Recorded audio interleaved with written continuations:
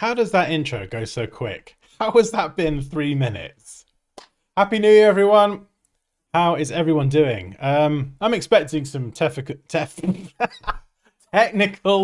difficulties because I've not done this for a couple of weeks now. So my ability to speak is clearly one of those technical difficulties. Right, bear with me. I'm setting up my things. We've got some logo designs we're going to be diving into and working on. This is going to be super fun. And if anyone would like to submit their work for a chance to have it reviewed on one of these lives or in some video content, there's a link pinned at the top of the chat. What am I doing? Right. We don't need that. We can close that down.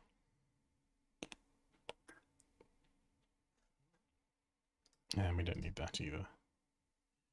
And we don't need that. Right. All we pretty much need is Adobe Illustrator.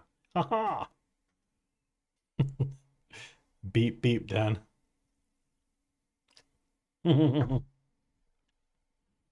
Time to float! Oh, how's everyone doing? How is it 2026? Like, what has actually happened? I feel like time is speeding up. Yeah, sure, Kerry, on time. Definitely not a couple of minutes late. Oh, yeah. We're going to be doing a lot more of these design review streams this year. I think I want to really focus on working with people and their work more to help them identify some of the things that could be improved to help improve the quality of their work. I think it's something that isn't really done enough on YouTube. There's like a lot of like teaching software, and I've done a lot of that. And this year I really want to focus on the work side of things as well. I know there's some of you I work with in the Discord. We message a lot on DMs and stuff, and seeing that progress is just super inspiring. And so I kind of really want to double down on that. So that's going to be my angle for the year, is going to be working with my students and working with real work to get real results. That sounds like a terrible marketing campaign. Real work, real results. Maybe we could use that, but that is the goal. So yeah, so what I'm going to try and do, actually, because I'm just one person and I struggle doing all the amount of content that I try and do, and I feel like I never really give enough to everything that I want to do. So what I'm going to try and do is I'm going to try and record this stream. I'm recording it now, cameras and all that sort of stuff. And I'm going to see if I can slice it up into some content. So if you don't want to sit around and listen to me waffle for 2 hours and you're like, oh, flipping out, this is a long one. What I'm going to do is I'm going to try and slice this stream up into bite-sized videos that will then go up on the main channel. So that is the goal. If me waffling on will cut nicely into content. I have a tendency to waffle on and my brain's a bit scatterbrained sometimes, all over the place.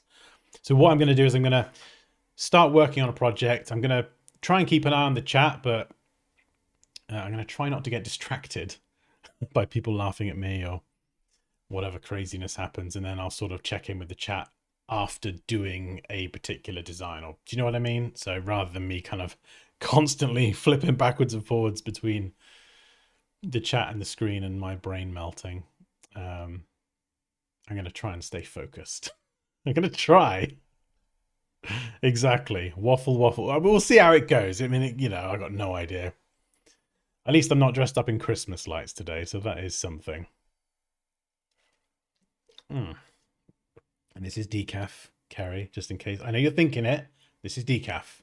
I've been decaf for 3 or 4 weeks now. So just shut it. When have I ever no, exactly. No, you are nothing but lovely, Andrea. Right.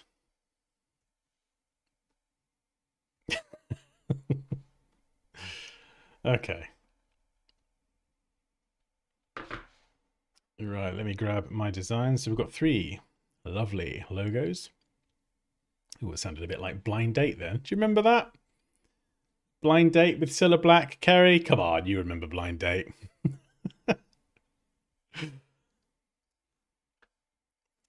Right, I've got descriptions as well, actually.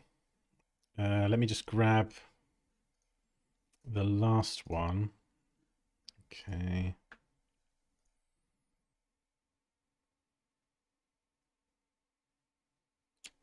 Where is it?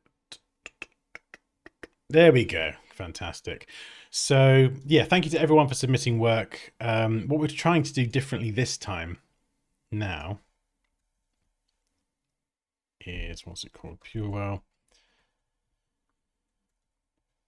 Is rather than just me opening up a Dropbox link and saying, here, upload some files, there's actually a link pinned at the top of the chat where you can enter a project description. This is going to give me a lot more context for what the project is, so that any feedback that I give is going to be more tailored and hopefully more useful. The only bad side is I've got to manually match them up. So it's not a seamless operation yet. But we've got 3 logos and I've got 3 lovely descriptions of context now as well.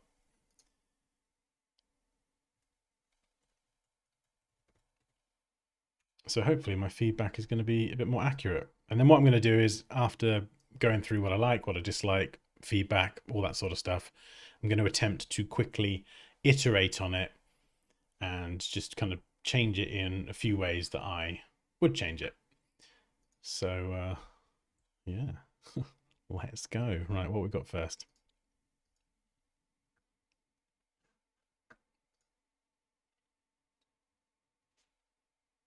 Hopefully that sounds good.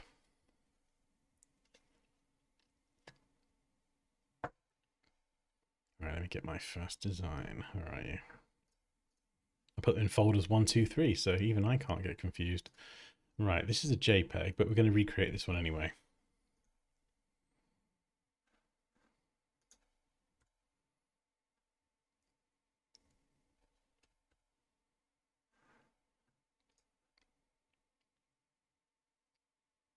Right, so this first logo, this is a luxury monogram infinity logo. So I've got a brief description here. I'm just going to read this out. The logo features a refined monogram style mark formed with smooth flowing curves inspired by an infinity loop. The bold black ribbon-like stroke creates a sense of continuity, balance, and sophistication. Its minimalist design and effective use of negative space give it a premium, timeless appeal. The logo is ideal for luxury brands, fashion labels, jewelry, beauty products, creative studios, and high-end personal or corporate branding. That is a lot. This logo is doing a lot of heavy lifting. Now, the downside with this logo is that it's very abstract, and this is all I've got to work with. So if you are working on a logo for this particular brief, never send a logo just like this, as is. What you want to do is send this with a bit more context. So this might be the logo mark, but what's the actual, I don't know if it's G Lux. I don't think the brand name's actually mentioned in there. Yeah, all I've got is G Lux. So, but to me it looks like an O. So I'm not entirely sure.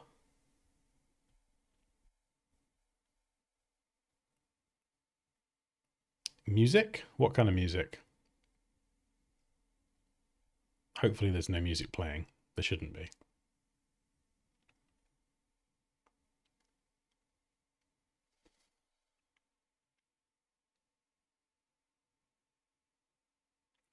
So it's an infinity. Yeah, so it's an infinity loop. But what am I looking at actually? A treble clef.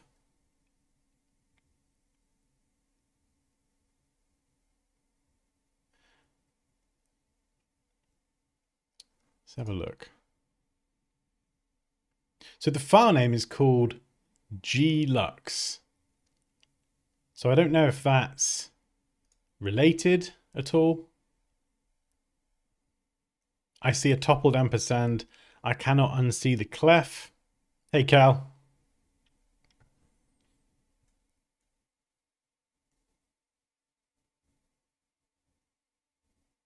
Yeah, so it's inspired by affinity loop, an infinity loop, and a bold black ribbon-like stroke, but I'm not entirely sure what it's meant to be. Now, this is the sort of example where you would 100% need the brand name as well. You'd need something beyond this because it's very abstract. So without that explanation of what it is, I've got no idea. And a lot of the time, what you're going to get is you will have your clients that if you send them something like this or something else that we'll look at a bit later on, if you send them something too abstract, they're not actually going to know what it is. And the first thought that might come into their head is the same thought that's in my head. What am I looking at? So we want to make sure that our clients don't think, what am I looking at? So usually providing a bit of context or the rest of the design would be a good first step. So I'm trying to understand this because I need to understand it to figure out what the hell to do with it. A G note clef.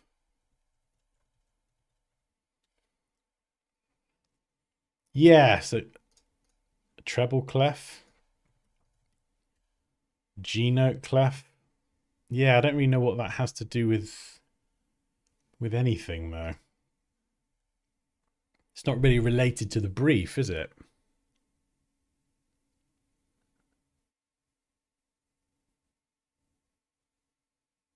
Because I'm just trying to think like, okay, we could do something with an infinity sign. But there's only so many ways that you can do an infinity symbol. We could add a few more flourishes and things, I suppose.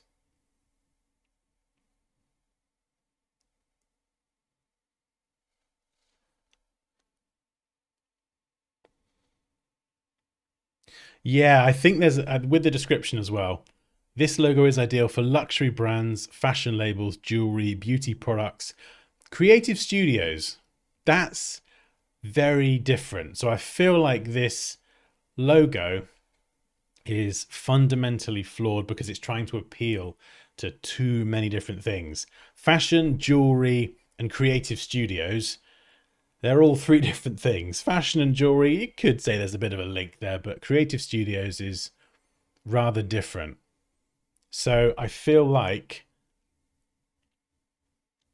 the lack of clarity in the mark that we're looking at, the logo mark, I feel like that has come from there being no clear thought about who the target audience is for this logo. Does that make sense?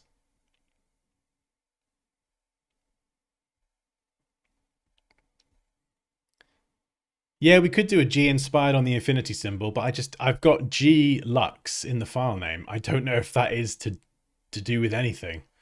I don't know if G Lux is the brand. I'm not entirely sure. So I'm kind of thinking maybe do something more in line with what they've already got, like an infinity symbol, but refining it in some way. Hey, Carl. Carl, this is a pickle. This is a pickle indeed. Right. Let's have a go. Let's pop it into my magical, always oversized document. We'll lock it in place. And infinity symbol. Right, okay, first of all, I'm going to grab the brush tool. So we'll grab this. Now, what is the infinity symbol? Well, it's effectively that. That could have been worse. That could have been worse. I'll take that. So is there a way that we could do an infinity symbol, but just embellish it a bit more with some swirls and a few little accents? Like if it were a letter, for example, if I were doing the letter O, you know, that's a very standard O. And then I could maybe just take a few liberties and do a few creative little doodahs. Or like a T. We could do something there.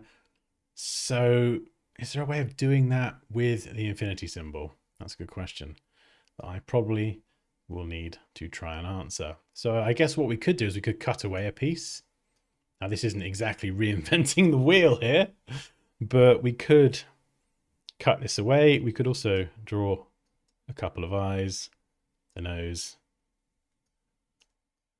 and a smiley face. Come on, Dan. Stop being an idiot. So we could taper this off. We could do a more monoline design. So I'm just kind of badly sketching this out, but you can see they taper off to a point at either end. And then we could have a solid or like a more linear version like this one. Is there a way we could have them kind of intersect really nicely? Can I chunk up my brush? Oh yeah. Oh baby, look at that. Look at that chunk. I am freehanding this with a mouse now, so please, please reserve judgment.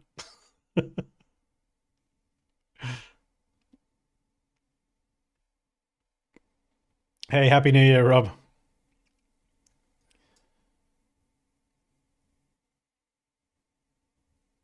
Yeah, like maybe part of this could sort of almost cut into it a little bit. Maybe the infinity loop doesn't actually connect. I think that chunky brush was a terrible idea. So if we did it like, what about like this actually? Hang on a second. Like that.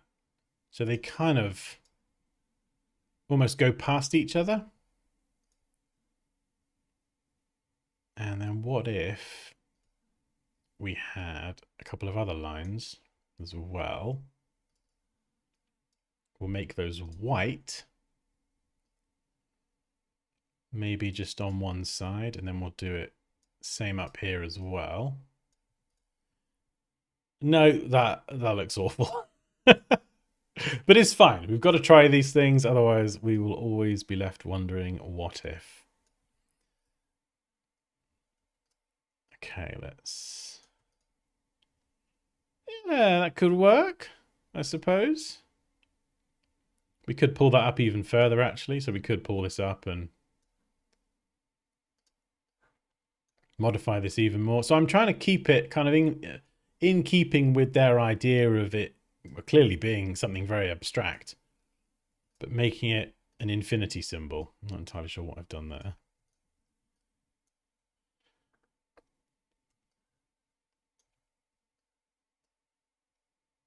So that is one idea. The original logo is like a ribbon. Yeah, that's true. So how could we make this more ribbon-like? I think that is already a logo where it's like bigger and smaller.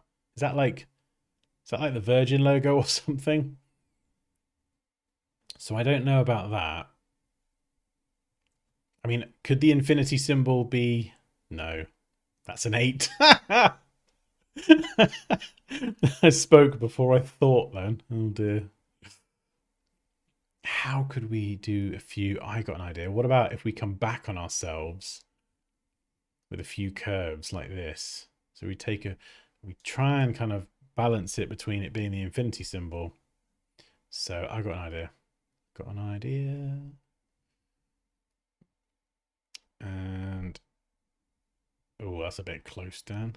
Flying a bit close to the sun, aren't you there?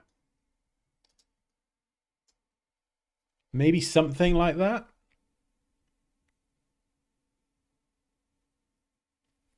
Does that look infinity symbol enough?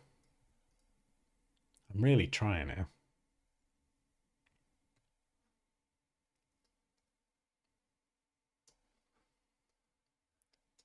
That's probably a bit too much, isn't it? When you increase the stroke, it will be nice. Right, well, let's try increasing the stroke. And we could round off the caps as well. So let's just quickly redraw these with that chunkier stroke.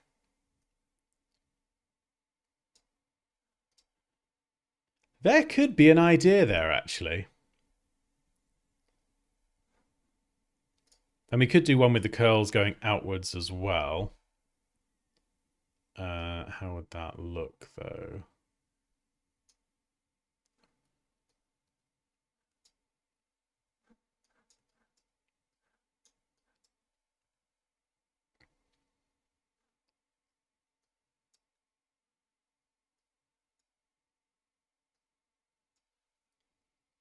Obviously, we're doing this just really badly at the minute.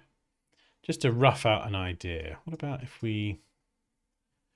And sometimes if you are struggling with coming up with an idea, or you get that creative block, you can't think of anything, just do something. Just put pencil to paper or mouse to desk and just try something.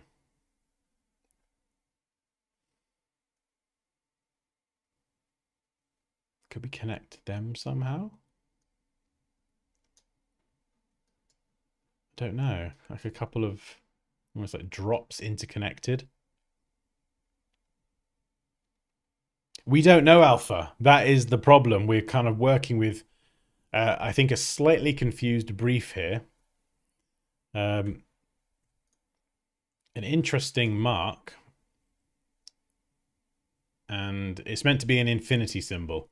So I thought it was like an O, kind of taking a few creative liberties. Because if it was an O, we could do something like this. And we could maybe do something swooshy, and we could typographically recreate that so it's typographically correct as well. I can't speak. But it's not. It's an infinity symbol. So I'm going to try. I think this one is probably the most promising. Now, I've freehanded that. So we could try and recreate this with a bit more precision. So we'll just try a couple circles, first of all.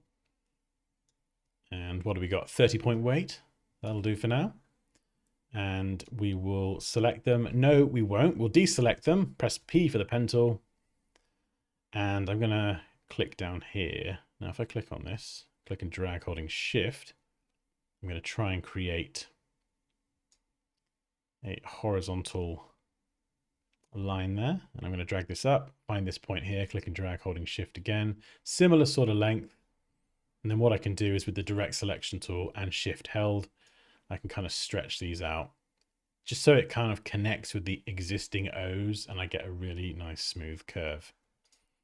So effectively what we've made is that piece there. Right. Now I'm going to be a bit of a wimp and I'm going to copy and paste that because just in case I do anything wrong or muck it up, we'll keep that unedited before I start chopping pieces about. So let's press C for the scissors tool. I'm going to make a cut here. We'll select this piece and delete it.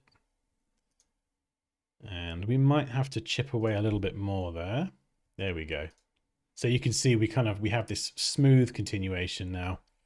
And if we press Command or Control Y to go into outline mode, you can see our geometry is clean as well. So that's one thing that's super important, is clean geometry. Very, very easy to get things messy, and we don't want messy anchor points because they create problems and we don't like problems.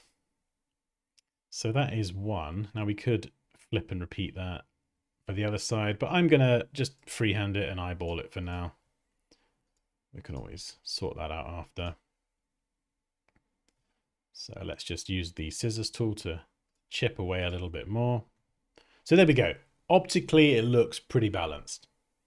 Actually, no, it doesn't. Let's be a perfectionist. We'll zoom in, just trim a little bit more.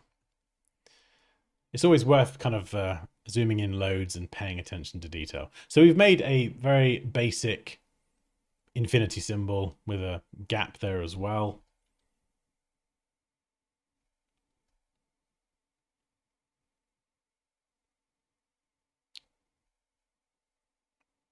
I mean, yeah, we could go with a G. I mean, if we were to do a G and make an assumption on the name G Lux.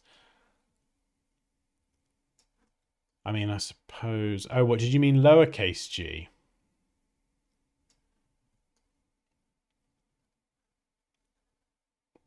We could do something like that. Maybe. Or uppercase G. Would that work? No. Don't know what that is. So we've made an infinity symbol. It's not especially interesting. We could use the width tool to try and adjust it a little bit. So let's see if we can Grab that point at the end. Ah, stray anchor point. Got to watch out for stray anchor points, as you can see. Exactly what I was saying before. If you've got mucky geometry and anchor points on top of anchor points, it can confuse things really, really quickly. So we could taper this off. What about you? Nah, no duplicates there. You're all good. So we could taper this off so it kind of comes in a little bit more. Now, where else could we taper it? What about in the middle? Maybe? What about if we only taper it in the middle? Do I like that? I don't know if I like that or not. How bizarre. Maybe if I bring this much thinner, and then we do the same on this side. So we go a lot thinner. So we're sort of matching the thickness between these endpoints and the middle here. Now, obviously, we've created a little bit of a problem here with our width tooling. We've mucked it up a bit. That's easily fixed in a minute. Should have done it beforehand, really, but I just wanted to see if this would work. And I think there we go. We're kind of trying to like embody some of the characteristics of a serif typeface. You know, you have different widths, you have thick areas and thin areas, and having those thinner areas can make things look a little bit more elegant. Now, obviously, this brief here is trying to appeal to many different things. So I'm kind of trying to focus more on the luxury side of it, the fashion, the jewelry element, less the creative studio side of things. I think, yeah, because we've got other ones to do, but I think this one is that's probably the way I'm going to go with this one. And we'll add some text as well, just to kind of show you what I mean at the end, even if the text Glux is totally wrong. Right, so we do have a problem. We've got an idea, but we need to technically execute it really well. So here you can see we've got a little bit of overlap going on with these parts. So I'm going to have to connect these up so they form a single path. So how are we going to do this? I think they're on top of each other.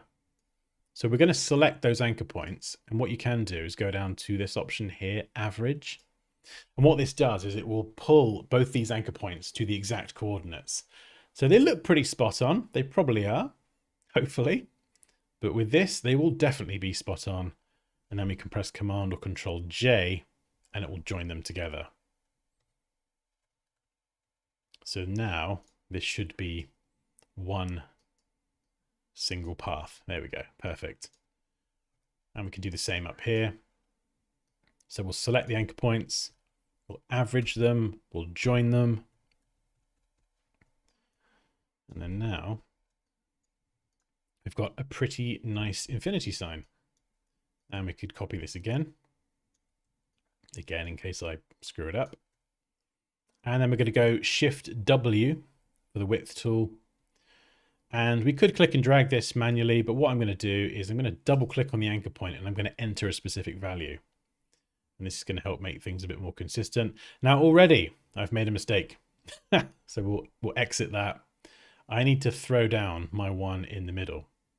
Now you can see here, Illustrator very kindly is assisting me in a way I wasn't expecting. It's marking that central point rather than me having to mark where the line kind of runs through here. So that is really nice. Thank you, Smart Guides. We'll double click there and we'll thin this down. And oh, that's kind of nice. It's a reversed version of what I was going for.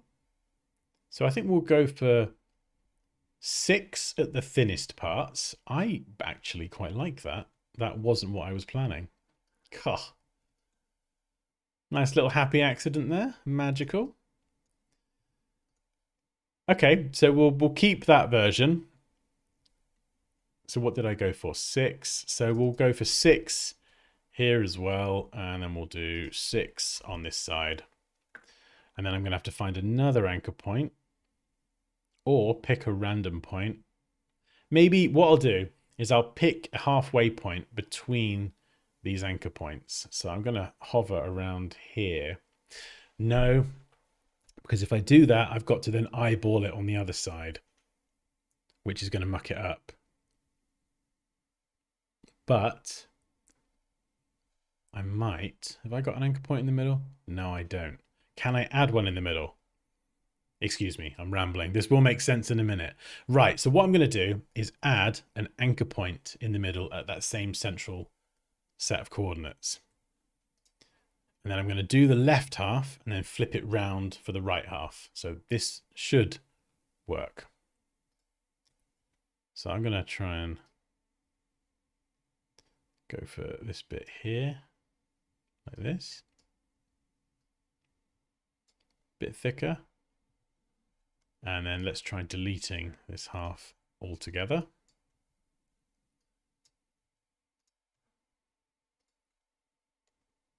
And then if we press Command or Control C, Command or Control F, we should be able to connect that up. Connect these points in the middle.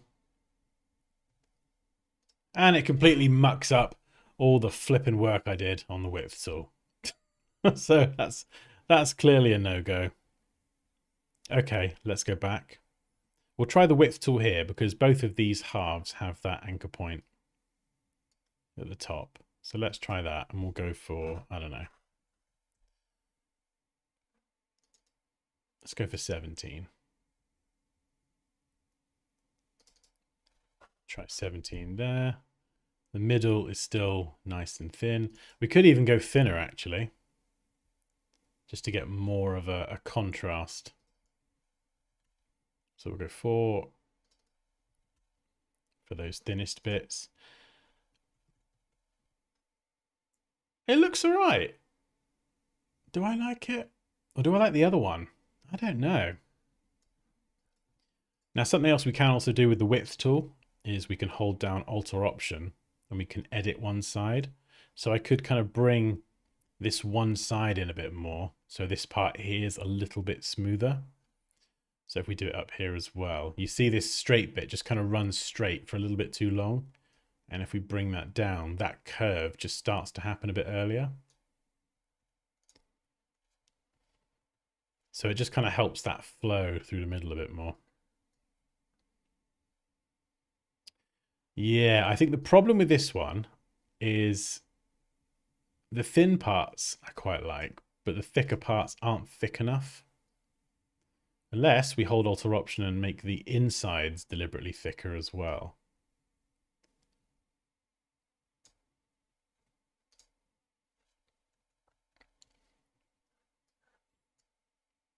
Don't know.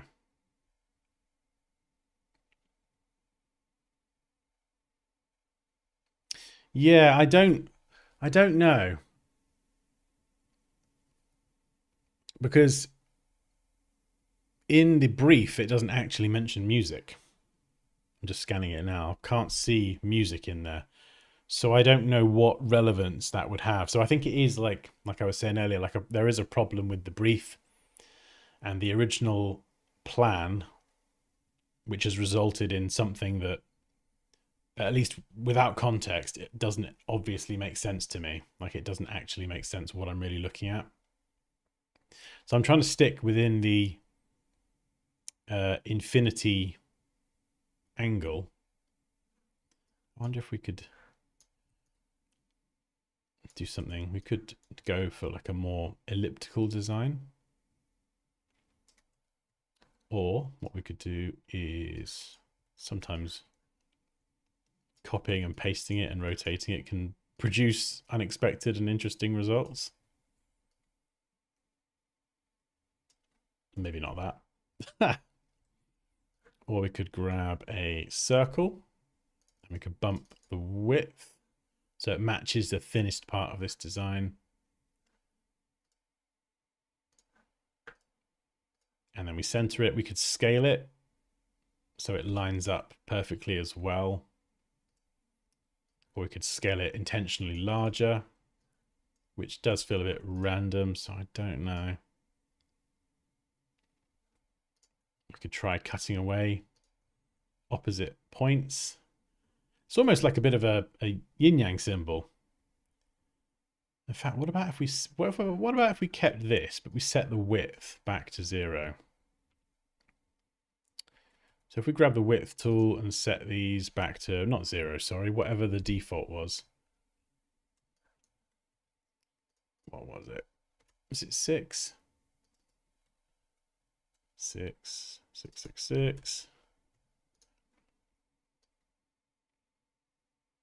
And then we'll line these up. So we'll snap that to that edge, and we'll snap this one to the right edge. So we're sort of alluding to that infinity symbol, but kind of taking a few liberties with it creatively.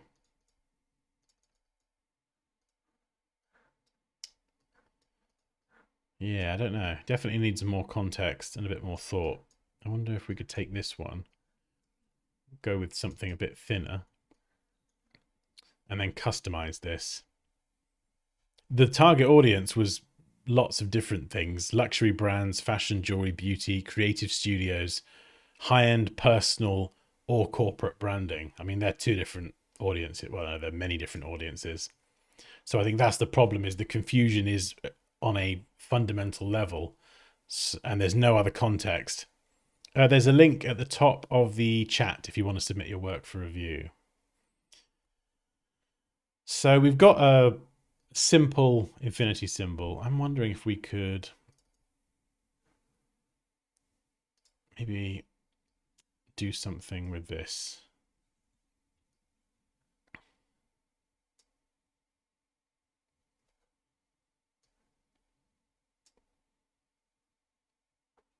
I think this is probably what I might do, actually. Now, I could freehand a spiral here, but I think instead I might try and actually use the spiral tool. Now, by default, you drag out this crazy spiral, but if we use the up and down arrow keys, we can adjust the number of segments.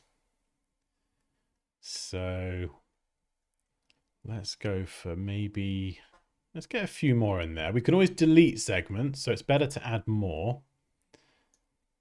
And we'll try creating a spiral. Now we've got to line this up. Yeah, it's definitely a bit much there.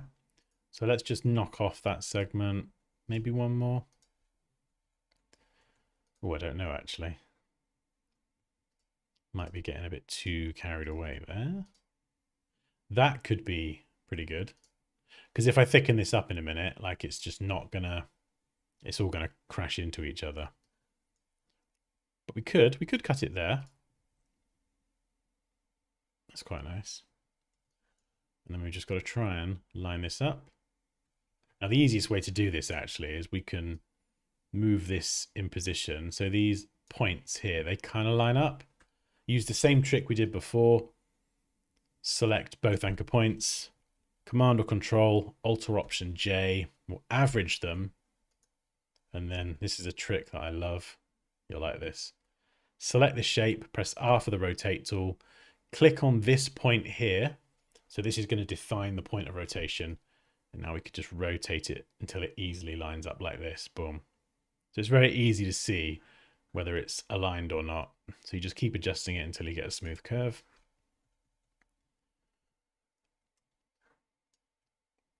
Yeah, I think that looks pretty good.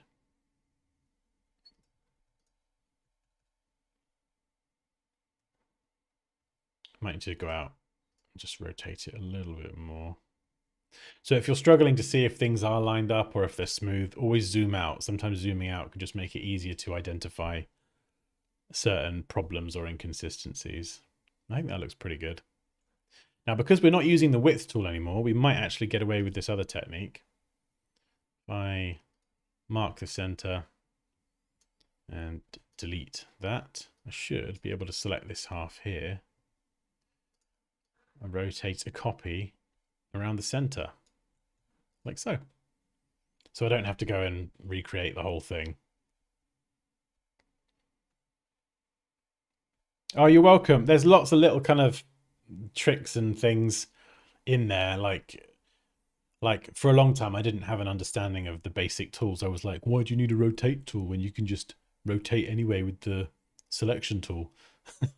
All sorts of things. But there's lots of different ways you can click certain points and rotate around a point, and it just makes things so much easier. So now I've got this one here. We could play around with the width a bit more. And you can see if I increase this a bit, like obviously if I go too far, you're going to have parts of the design colliding with itself. Now, unless this looks intentional, you really want to avoid this. So if I am going to chunk it up, maybe not that much. See, even that's still a bit close because at a smaller size, it's just going to look a bit too close to the other parts. So what I'm going to do is just delete that there. Now, I don't want to spend all day on this. I'm probably just as confused as you are, but we've kind of stuck,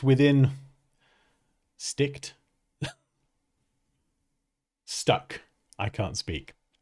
We've stuck within the sort of brief of it being, what was it? An infinity symbol, trying to make it luxury. We've tried to add a bit of elegance with the curves.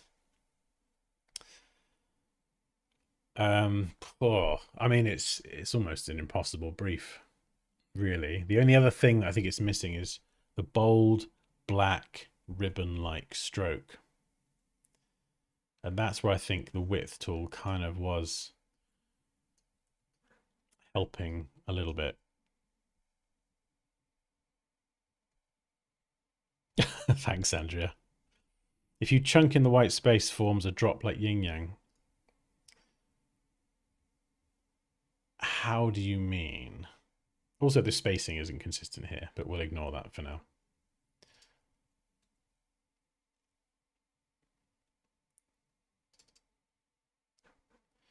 Oh, what is that trick to make the drops at the end, Andrea? There was a flipping trick.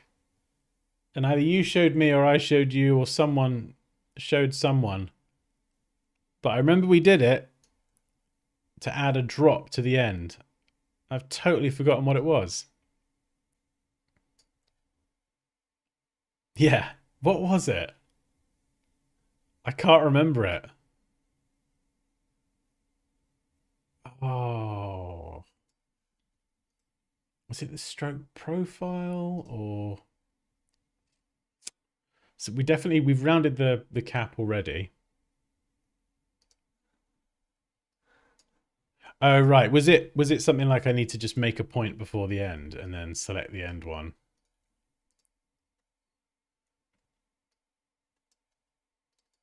And like, yeah, define a weight there and then... No, what was it?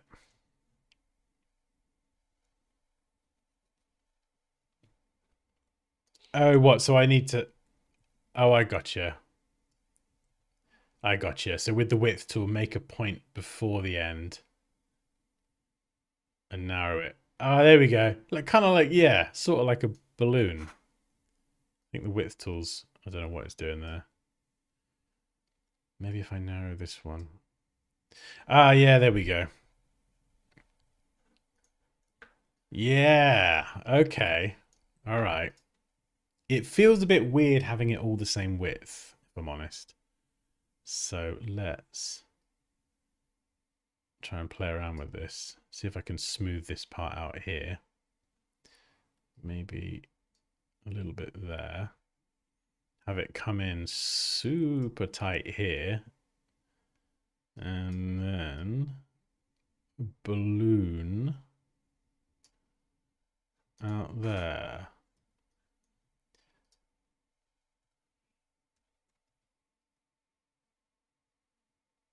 Let's bring that one in. Oh, we could push it out actually. There we go. So it's kind of equal on both sides. Or do we want it just coming out one side?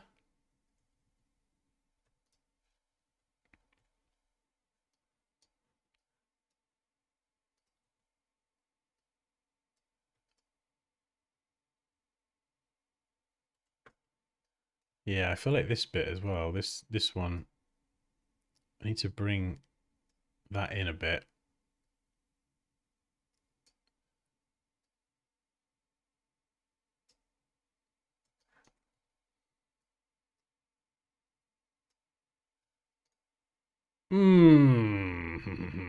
It's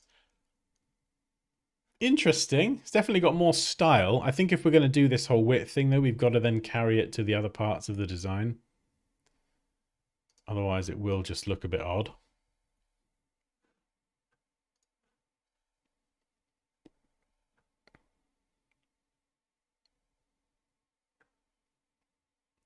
Oh, I see what you mean. So the drop is in the shape.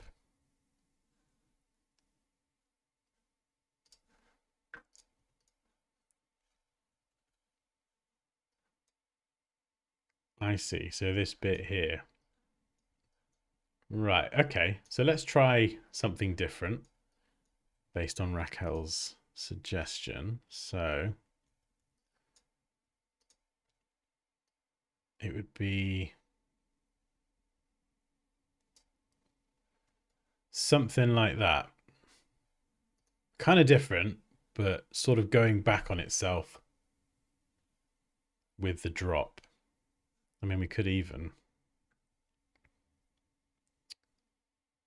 fill that in with black. I don't know. It's just really badly color it in for a second. God, this is harder than I thought it would be. Oh, I mean, you do lose the drop effect.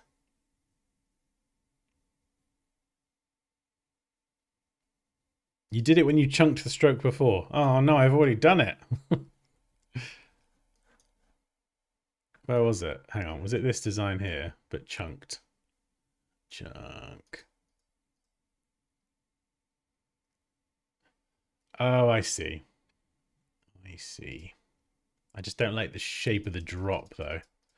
So how can I make the drop shape nicer?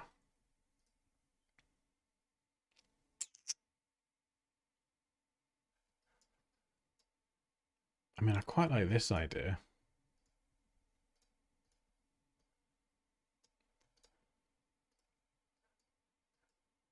Because then I could probably smooth tool this. Just to get the drop looking somewhat nice. Nice enough that I can go, yep, that's a cool idea.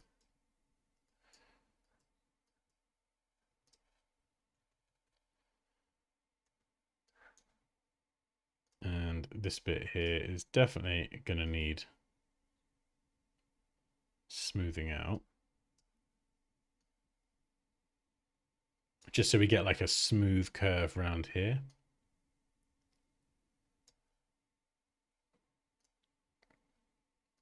It's difficult because it's trying to edit this, but then also control the shape of the drop in the middle. I wonder actually. I mean, I do quite like that. Let's just try flipping that around. That's pretty nice actually.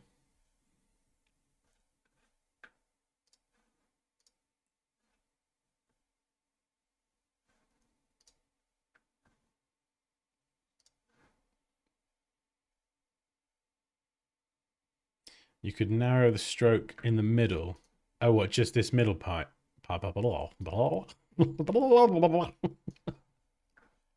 My brain is melting. Honestly, I've not really done any logo design for a couple of weeks. I've actually, over Christmas, well done me, actually took a break from work.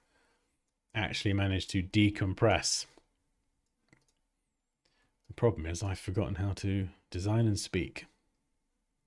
Right, well, first we're going to have to connect these points in the middle.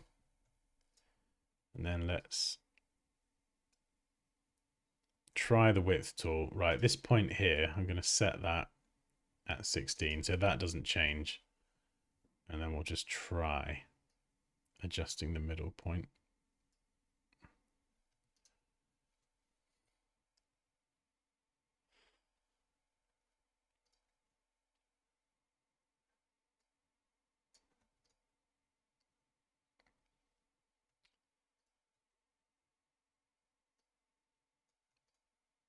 Oh, well, that's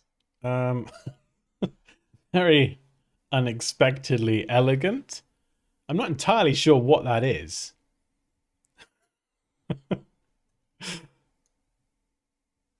Do I like it? What have I even done? I don't know. You've like got like a drop and then another drop. It's almost like dropception. Yeah, it is a little bit Art Nouveau, I guess. What's just happened? See, this is why I love design. You just... I like the drop shape. And I like...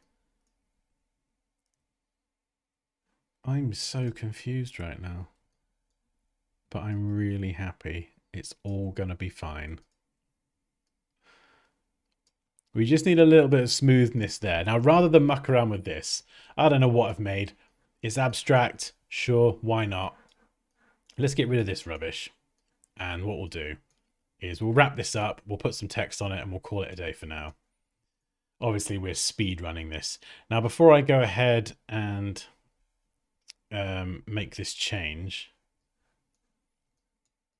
what I'm going to need to do now is I'm going to expand all of this. So we'll expand all the strokes just because I have no idea kind of how this came about, and the width tool is going to change things. If I move it in one place, it will muck something else up. So what I've got to do is slice the middle part. So how are we going to do that? We've got to cut it right in the middle. I got a plan. Right, what we're going to do is we're going to grab this part here. Now I've got an anchor point that clearly marks the center. So what I'm going to do is I'm going to draw a crosshair. Now where's that central point? And I'm going to try and line this crosshair up with the center. We'll make it red because red's awesome.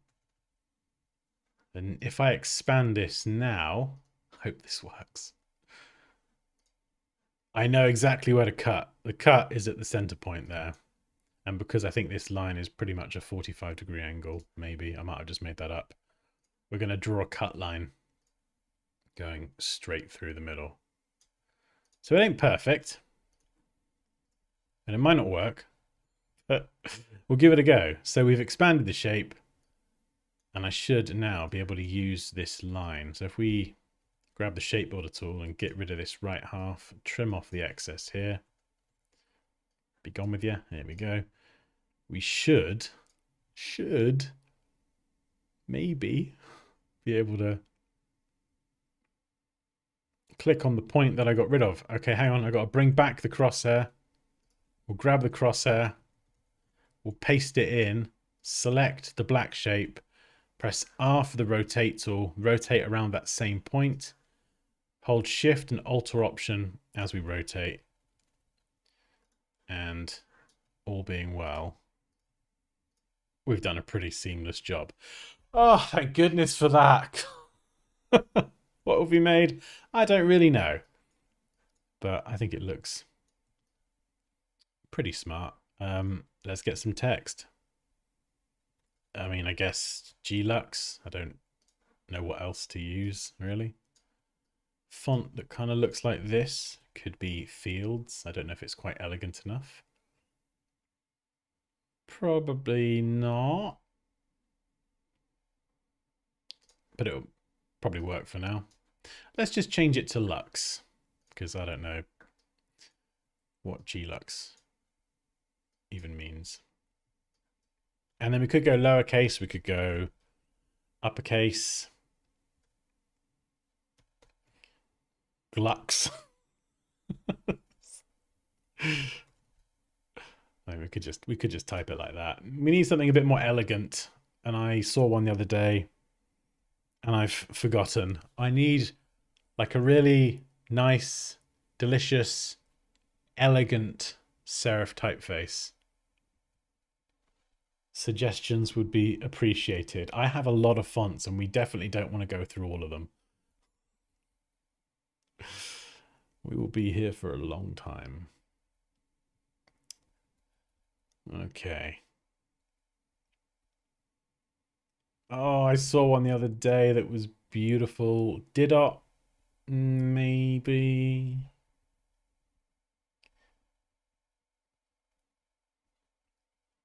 What we need is graphics guy because he said he downloaded 800 serif fonts the other day. He'd know which font to use. Bodoni, maybe.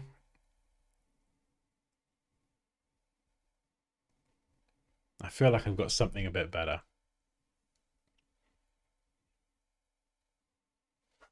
5 years later. I mean, that's interesting. Not really what I was expecting to pick, but Blythe kind of has some of the characteristics of the swirls and swooshes.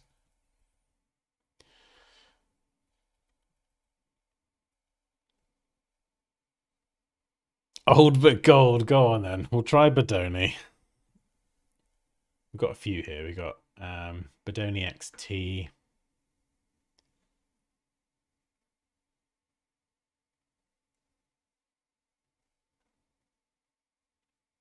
Yeah, we could make that work. What about Baskerville? I feel like I've used that a bit too much.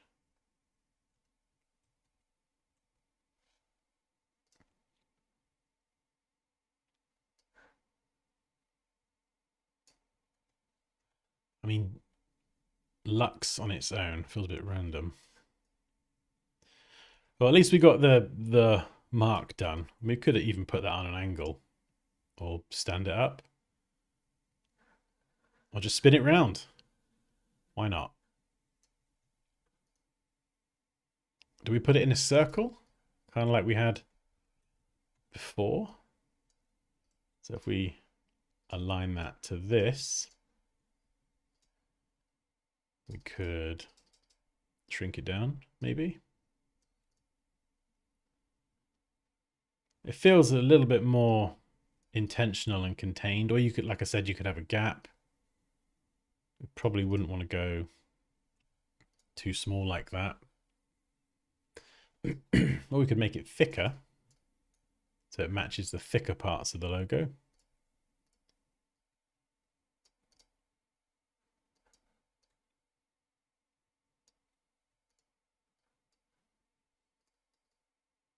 Kind of sits like a little bit more as an emblem then.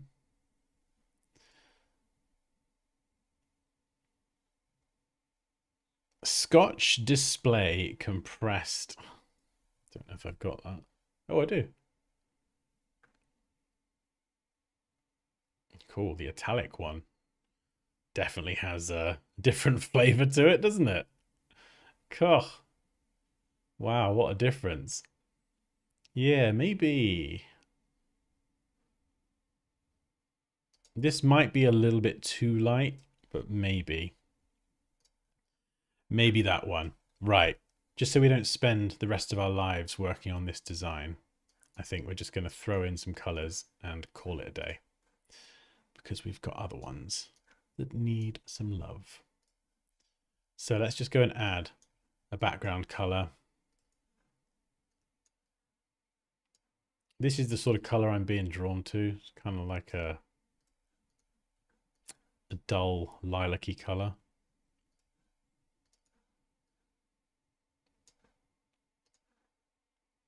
I mean, actually, no. Actually, if we're going to go luxury, no, nothing says luxury like black and white.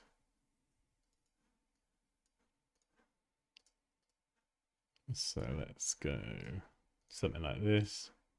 I mean, we could use gold, but you can make a lot of designs look really smart with just black and white.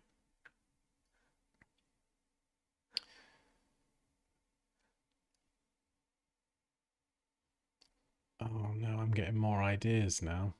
I was thinking of working the infinity symbol as the E. And then you could have like a small part here as the infinity. Oh, Dan, why did you have to come up with a flipping idea? Oh no, now I'm gonna have to try it. Okay. I'm sorry about this. We got to run with this because this might actually look really, really sick. Okay, so how am I going to do this?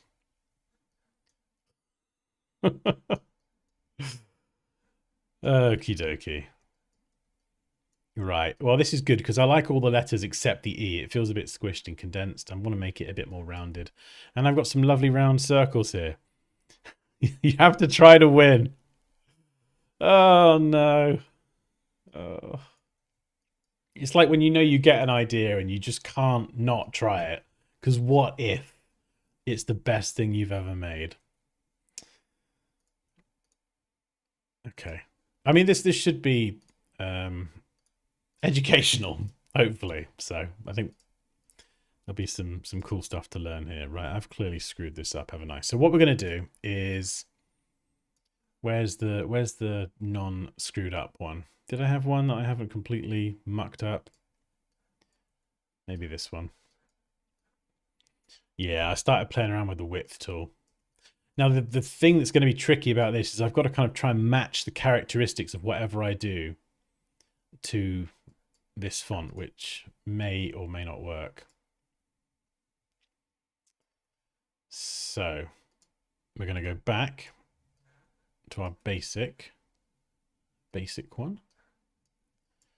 Let's move you out of the way. And we'll keep a copy of the E up here because I need to keep this as a reference because I don't want to mess this up typographically. So we're going to keep it here nearby. And we're going to bring this in and we'll size this up. You know, we'll work to actual size. Cool, this has turned into a bit of a mountain, isn't it?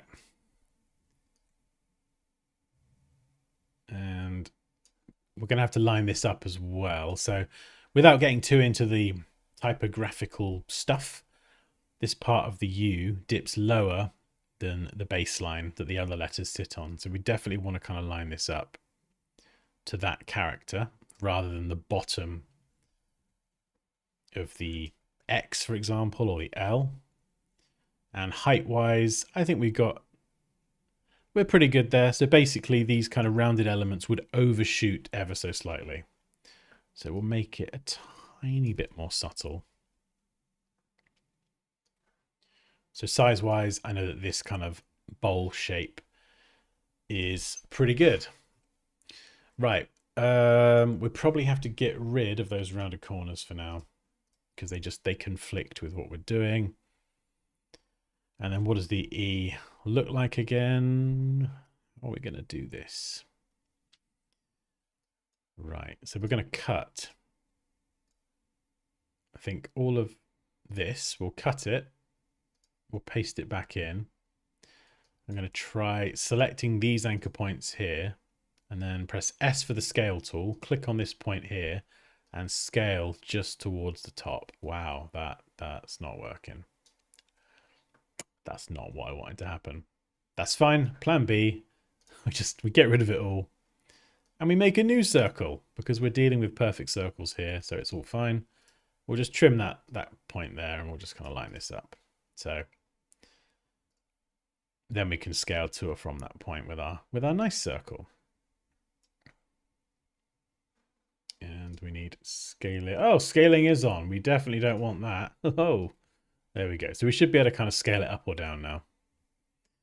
So infinity symbol. We want the infinity symbol. So we're kind of nodding to it here. But we're also doubling it up as just a bit of a flourish on the E. What we should also try actually is flipping it around the other way. So we're going to go O, reflect tool, and then alter option and click. Let's try again. Reflect it horizontally so it goes up instead of down. That looks awful.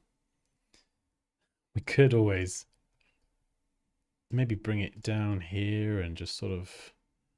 Oh, what are you doing, Dan? Oh, look, we've got another E. We've got a double E going on. Absolutely. Fantastic. Oh, what is happening?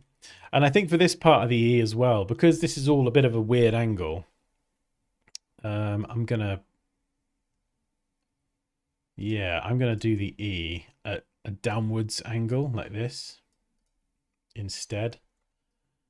I can't handle double E though. We're not going to do that. That's a terrible idea.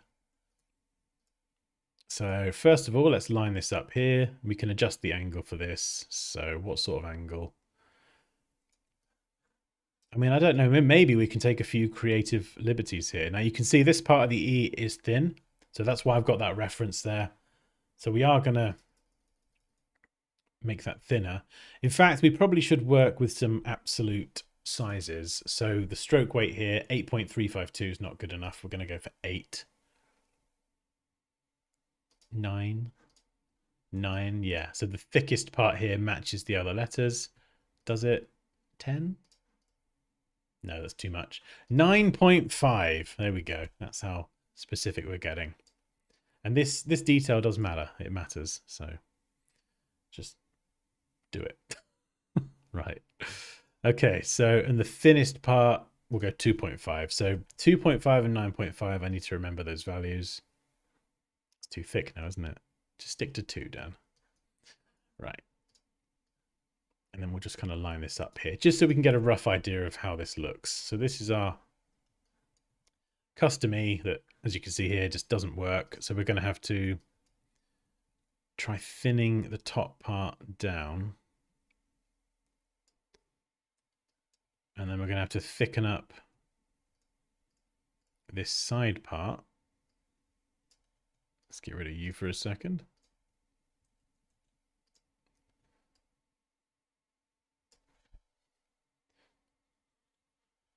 Paste that back in. And then it gets thinner at the bottom again. So we're going to have to kind of go down here. What was that same thickness? Yeah, so we'll just copy and paste that same value. And we'll need to continue that width all the way over here as well. Just so we're being consistent. Why is it not going thinner? Oh, hang on. Have we got multiple width points, or have I screwed something up? I might have mucked something up here.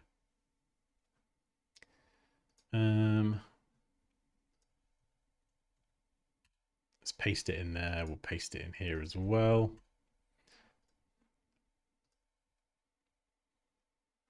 Right, let's get rid of the stroke profile. So we can change that.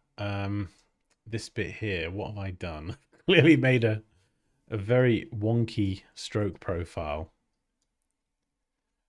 This bit right at the end here. Is that an extra point? I'm going to try and delete this point.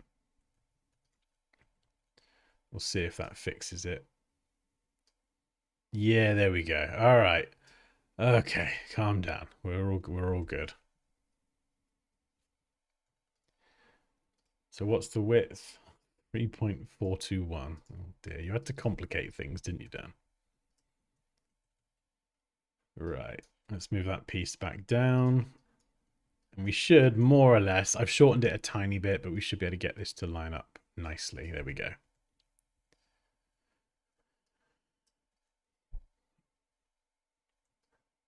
So you can see with our custom E, we're sort of trying to use the reference here to mirror the different changes in width. And this thicker part here, it's a bit thinner on the right, so I'm probably going to just bump it up a bit more, so optically it does kind of look the same sort of width. And then we'll just move you over. Obviously we'll smooth all that out.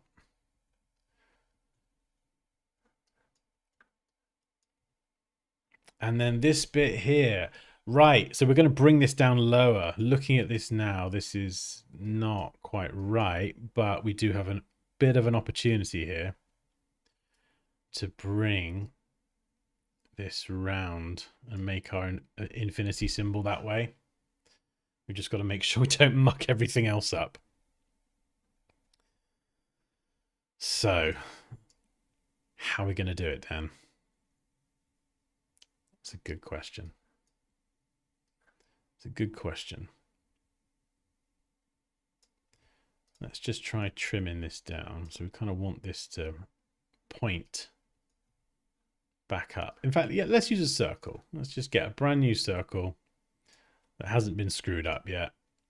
And we're going to need to almost follow this direction. So I need like a line that is going to mark where these two would connect. So I can then move this onto the line and know that if I draw this, you see it's going to flow through there. And then this one is going to flow through there. So we're not actually going to connect it all, but we're going to line it up as if it would connect if the lines are connected. So that's pretty good there. And then we need another one going from here, kind of shooting up there.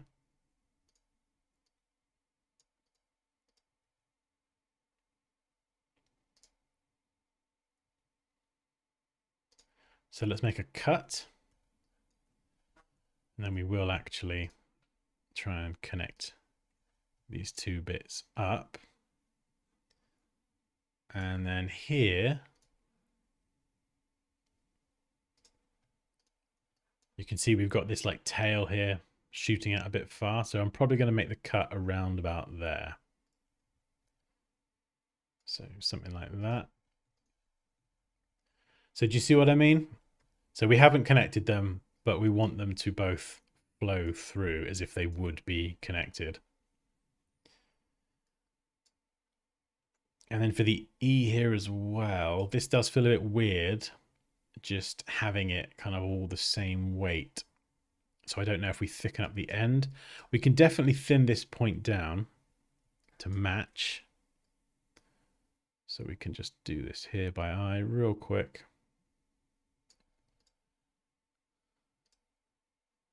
Ah, are they overlapping? They're overlapping. Okay, that's fine. Let's go back a step. And we'll just make a cut, trim it down, and then nudge them back together like that. And then select them, average them, and we know that they're on top of the same point.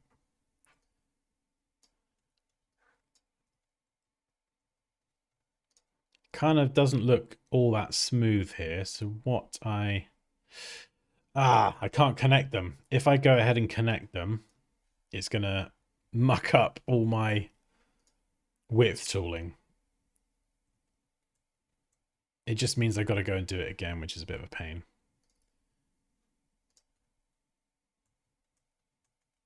But the good thing about doing this is if I connect them, I can then use the smooth tool to just smooth this bit out here, which is kind of what I want. So maybe that trade-off is worth it. 11, I think it was. What else did I do it? Did 11 over here, I think. And then top and bottom I think it was 2.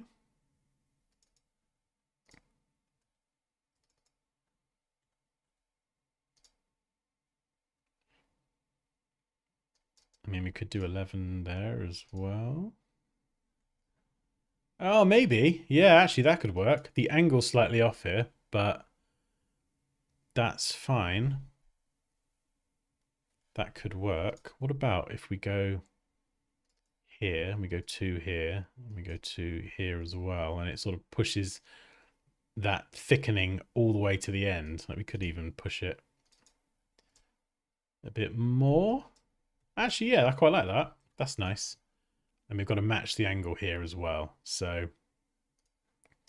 again, what I'm going to do is just use this as a guide. And then back in outline mode, I can sort of just match that over here.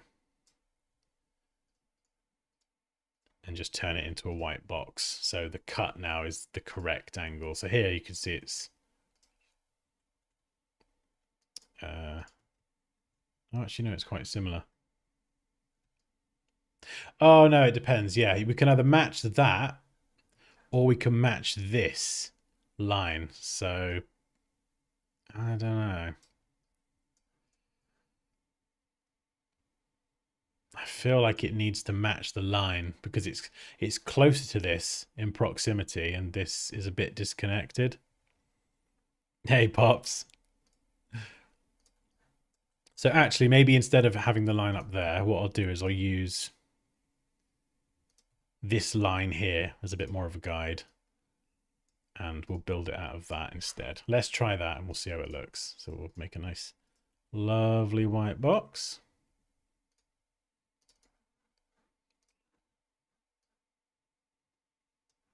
And we'll do something like that. And I think my E is shrunk a tiny bit. So we're going to have to scale that up, I think. So let's get some guides in there. As I was saying, we've got to make sure that this does typographically fit with the existing font. So that's going to be our baseline there. Not the actual baseline like this. It's going to be for the curve. And then here, we're just going to set another one that overshoots slightly to account for the curve on that side. Maybe a bit more. Yeah, there we go. And if I move these red lines over, this is kind of where I have to make sure everything sits. So we're going to move this down so it sits there. And then we've got to bring it up. Oh, it's way too small. So it kind of sits there. And then typographically, this should be correct. So it should, yeah. And now we've just got to focus on the kerning. And that is the space between, in this case, the X and the E. So we don't want it all the way over here, and we don't want it bunched up like this, sitting on top of each other. No, no, no. We're going to try and just nudge it a bit closer. And again, what you can do is you can zoom out really far or even flip it upside down to see any kerning issues a little bit easier. So we're kind of doing this by eye here. Let's move all these pieces out of the way. We've got E reference over there.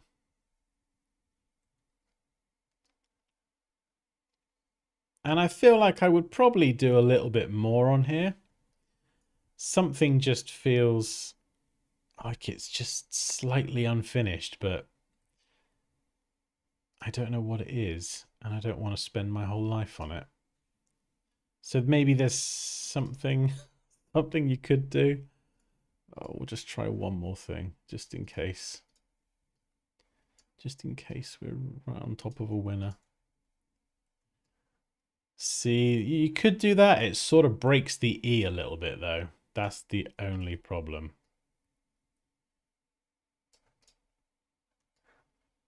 Yeah, so again, it's trying to like find a balance between having a typographically correct E that matches the font, but also the infinity symbol. And trying to strike that balance can be quite tricky sometimes.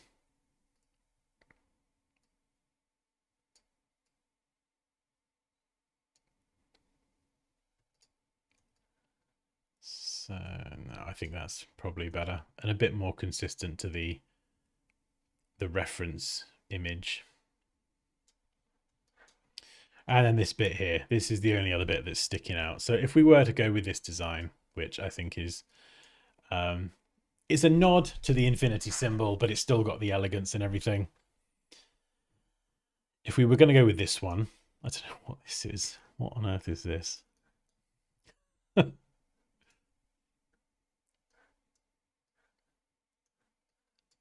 Let's free up some space. What time is it?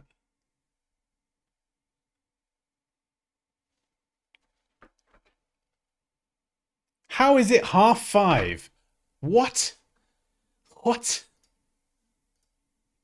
Oh my goodness. I do apologize for my tangent, but I think it's worth it. Now I'm going to say that and I'm probably just trying to cope. There's probably some denial in there. But I think what do I think?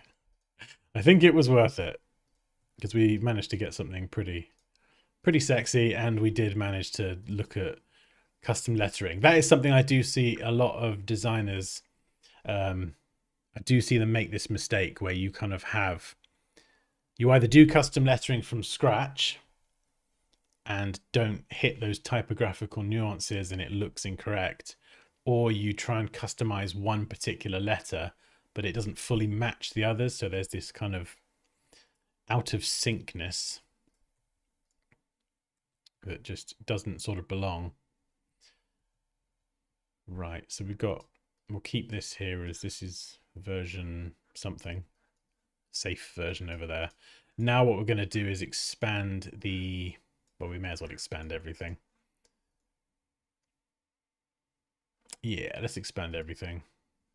And now we can kind of polish up the rest of this. So here we've got this piece. We're going to use the shape builder tool to just knock that end off. So permanently that is gone.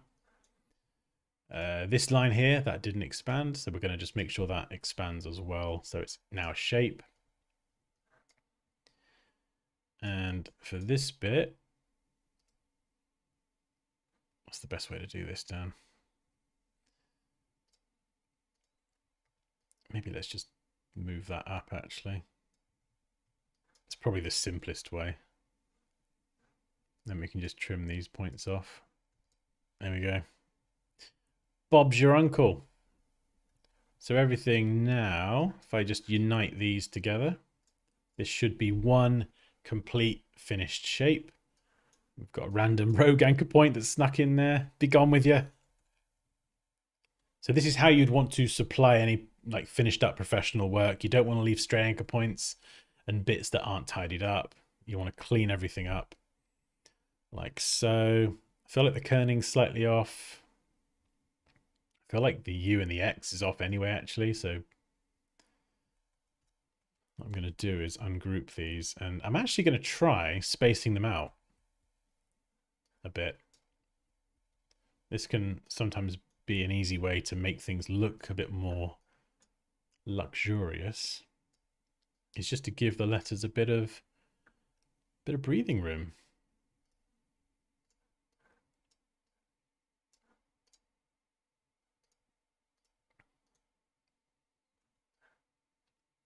And if we were to flip this round, so we'll flip it back to white, just so we kind of can compare with the original design. We're obviously we'll stick with black. So if we just hop back to the original here, so very abstract, an infinity symbol trying to, I think in the brief, appeal to too many different groups and there wasn't enough context. And then we've sort of taken that design and combined it into Lux or G-Lux. I'm not entirely sure what the brand name is, but we've got that subtle infinity symbol combined into the logo type, which is nice. But we've also very carefully created the lettering, or the E letter, I should say, from scratch, so that it does match the other letters from a typographic perspective. Oh, flipping out, that took way longer than I thought. What do we think? It's been a journey. Oh, good Lord. But what do we think to the result? What do you think? I mean, you've seen all the ideas that we've had on the table. I think, to be honest, this would be one of many, but you can see why I had to explore that, right? This thing was abstract and flowy and whatever, but once I had the two pieces, the logo mark and then the text, just moving them around, it was like, oh, I could nestle that into the E. You like it? You like it? You nailed it. Yes. Oh, it was worth it. Do you ever get it sometimes where you start doing something and you think, I should have just shut up. Should have just shut up and not done anything. But I feel like that sort of, yeah, I'm happy with that. You could play around with the infinity and the E and the balance, but that's all right. I'll take that. I'll take that as a win.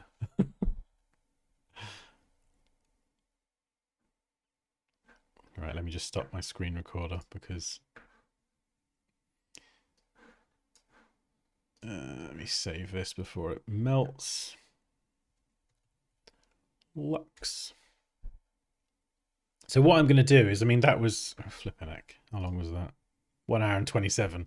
I'm going to see if I can cut that into something like 10-15 minutes. I don't know if it'll work, but I'm hoping that if I can cut that huge amount of content into something a bit more bite-sized, it'll be able to help a lot of designers on the main channel. Because I know not everyone watches the streams, so the goal is to, rather than me recording something like that separately, which then like doubles up my work, I'm just trying to be a bit smarter with how I use my time. That is the goal this year. Right, let's do another screen recording. Boosh, off we go. Car, flipping out. Well done, Dan. That was all right. Well, oh, thank you very much, Alpha. That's the fun thing with these streams. I never know how it's going to go. I didn't even look at the thing before starting, so I feel like it's more fun that way as well. Like if I could sit and look at it and prep an idea, but it's more fun just having to throw yourself into it and see what happens. I think the only other thing I would change maybe is the part on the E here. I might match the angle of the X. I don't know if that's necessary from a typographic point of view. I'd need to look at other fonts that kind of have like this angled stylized E, but I don't think so. Sometimes you can get like a bit too obsessed with everything must be the same angle, but I think that's okay. Right, I'm gonna need another Dansky document. Right, so we'll call you Lux.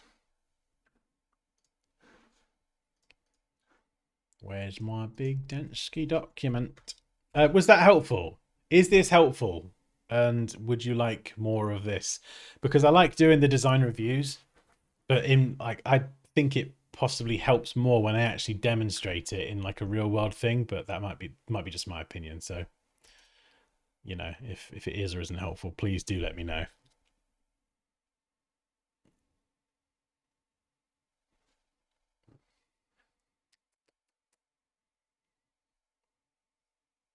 You like that, Ronnie?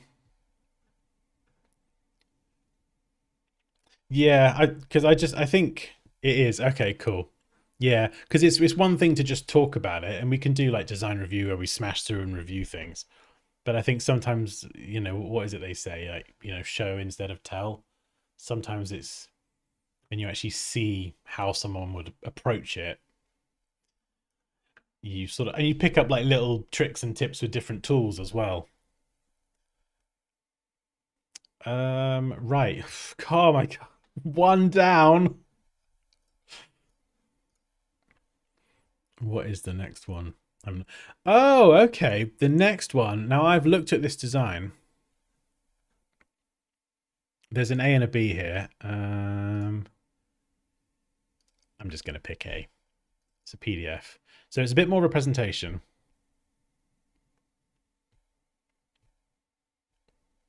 Yeah, I think these ones, Kea, will have a bit more context. That one didn't have an awful lot of context, so it was a tricky one. But this one, I think, has a bit more context. So this is a presentation file that we'll just quickly go through. This is for ETSOR, turning waste around. So waste and recycling. Lots of arrows running around in a circle, which is lovely. So we've got the main logo. We've got a horizontal stacked version of the logo. We've got the logo mark on its own. We've got some color, more color. So just lots of different variations and then a couple of mock-ups. No, just one mock-up. And I think generally this is a really good idea. So this logo here with the arrows is meant to be recycling and it goes around in the circle, which is fantastic.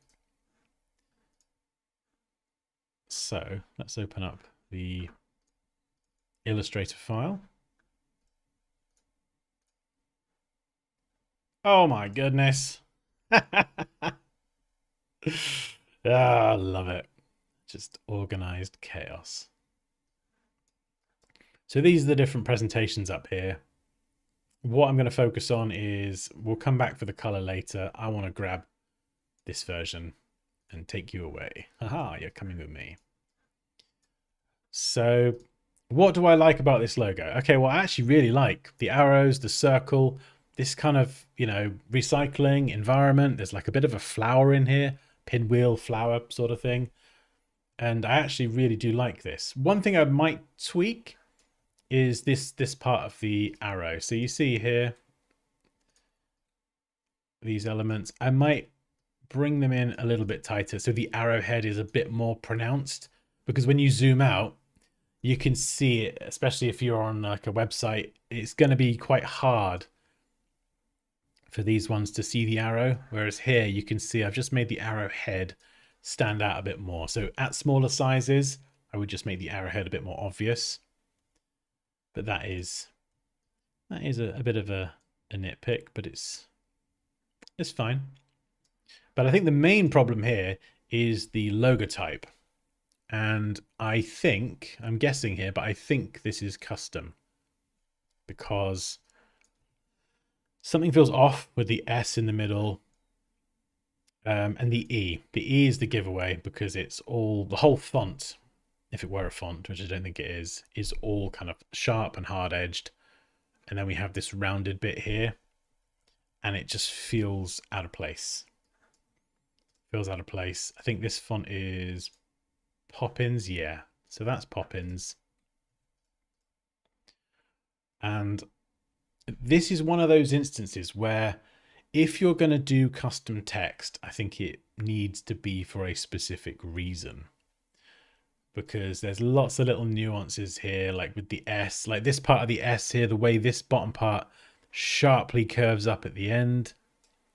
This part here in the middle, it doesn't feel smooth. It feels a bit too flat. It should be a little bit steeper, but you can see here in outline mode as well, we've got like a bit of a kink. That anchor point there is not smooth. So you could smooth it out pretty quickly, not hard. But those little kind of, usually if something isn't smooth, you can zoom in on the geometry. There's going to be a kink in there somewhere. And not the good kind of kink, the bad pathing kind of kink. Yeah, so the top and the bottom of the S here, they kind of don't really match. And like I say, this comes back quite sharp. And another giveaway is the width here on this part is a lot thinner, but everything else is exactly the same width. Now I've done letters like that use the same width. Typographically correct or not, I don't know, but I do like it sometimes, but it does cause certain problems. So in this case, what I would suggest is using an actual font. Because one, this font isn't really unique enough to warrant a custom font. It looks pretty sort of standard. So I'm just going to grab, avant-garde. Yeah, we'll grab you.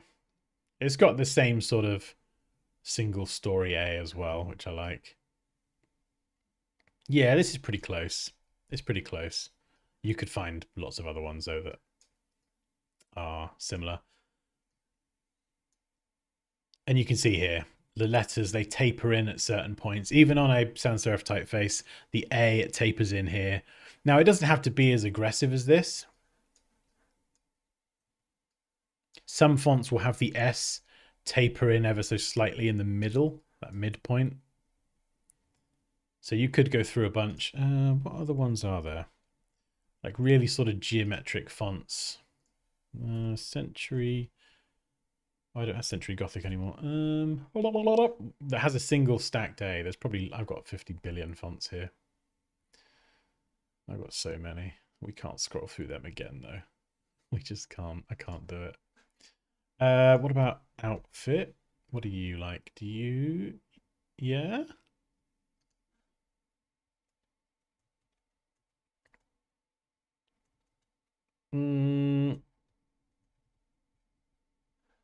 Be slightly chunkier. Yeah, so what I would do is I would stick with an existing font, or if you do really want to make something feel a bit more custom, I would convert it to outlines like this, and then adjust the different pieces. So we could bring you out if you really wanted to do that with the E. For the T, you know, we could shorten it. We could do this. Obviously, this is going to adjust the kerning and the spacing. So you need to like account for this. If you want to add pieces, so if we grab the arc tool and just create a new segment, we need to like define the width of the text. So if I just go down here and snap this on the bottom, I'm just going to keep increasing this until it matches the width. Now you can hold Command or Control and click to move in smaller increments. So there we go. That is the right width. Wrong color. So let's just match that. And this is going to be your magical golden width. So what have we got? 14.6. So any new pieces that I want to create, pieces that I want to add, use that same width, and it's probably going to match the majority of the letters. So we could go up here. Again, line this to the bottom of the S. Nope. We're going to have to expand that first, just so it's not aligning to the stroke. There we go. We've just got to remember 14.6 in our head as well. So if you want to get custom, and maybe probably just extend that out a little bit. There we go. And then would I line this part of the T up to it? Possibly. And then maybe we will put the E back to how it was.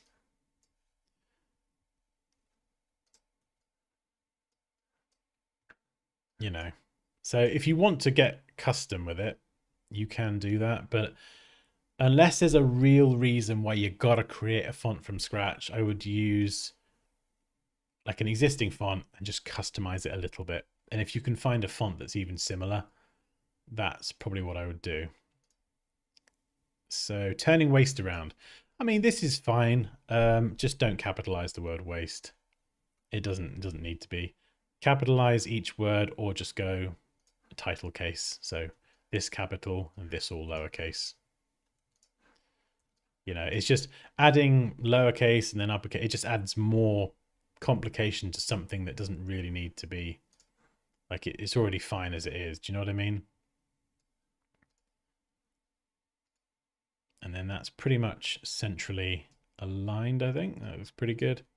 So what I'm going to do really quickly is have the original version, and then I'm going to just try and throw together my version on the right hand side.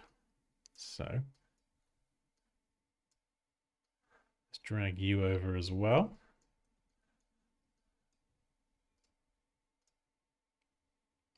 Right, so I'm going to have to we'll fix one of these, and then I've got to somehow rotate it. So that's, yeah, I think I'm going to stick with that arrow. Now, how am I going to rotate it around this point? Select everything.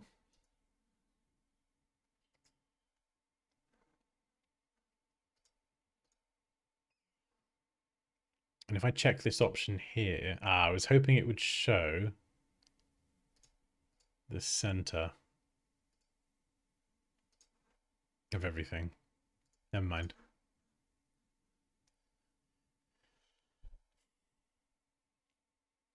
Okay, there's another way I'm going to try and triangulate the center. So again, if we just use the good old red crosshair technique, group these lines together, and we'll just align everything.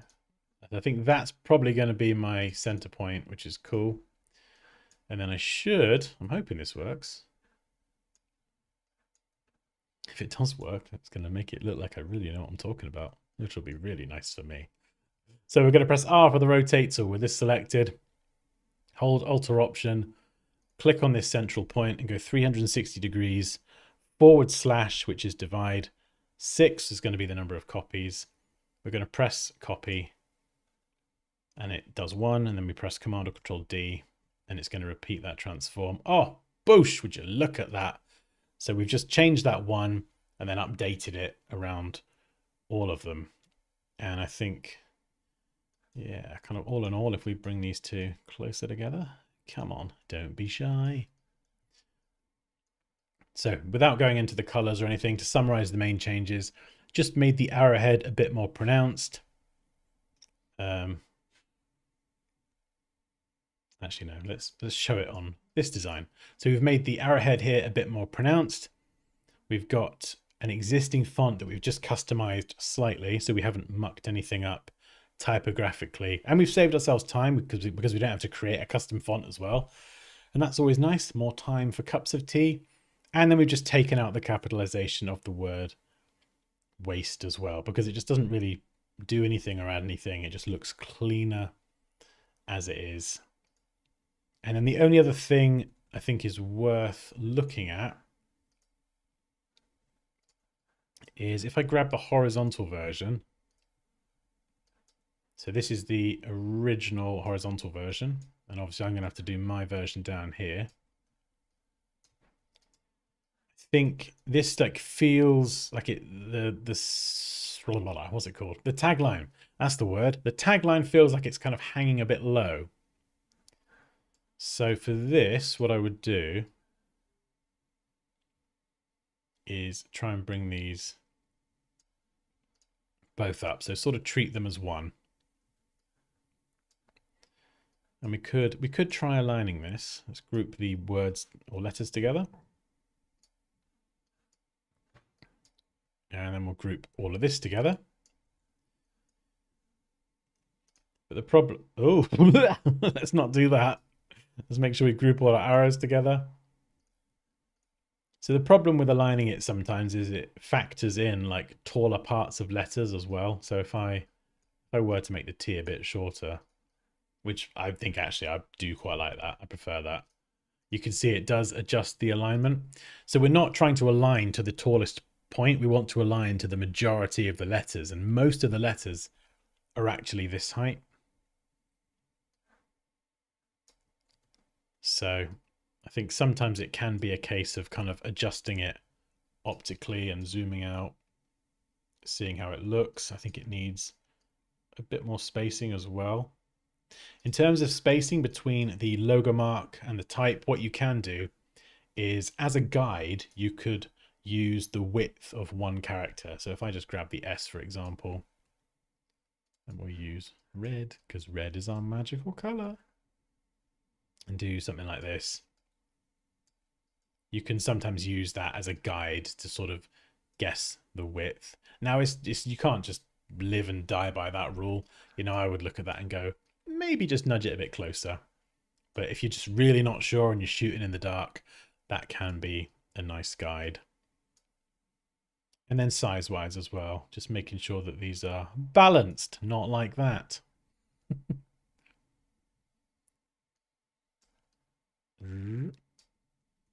Yeah, no, let's not muck around with the rotation. So that's what I would do there, is I would just make sure that this, with the tagline version, is just not hanging too low. And I would also include a version that this is going to be like what's on your website.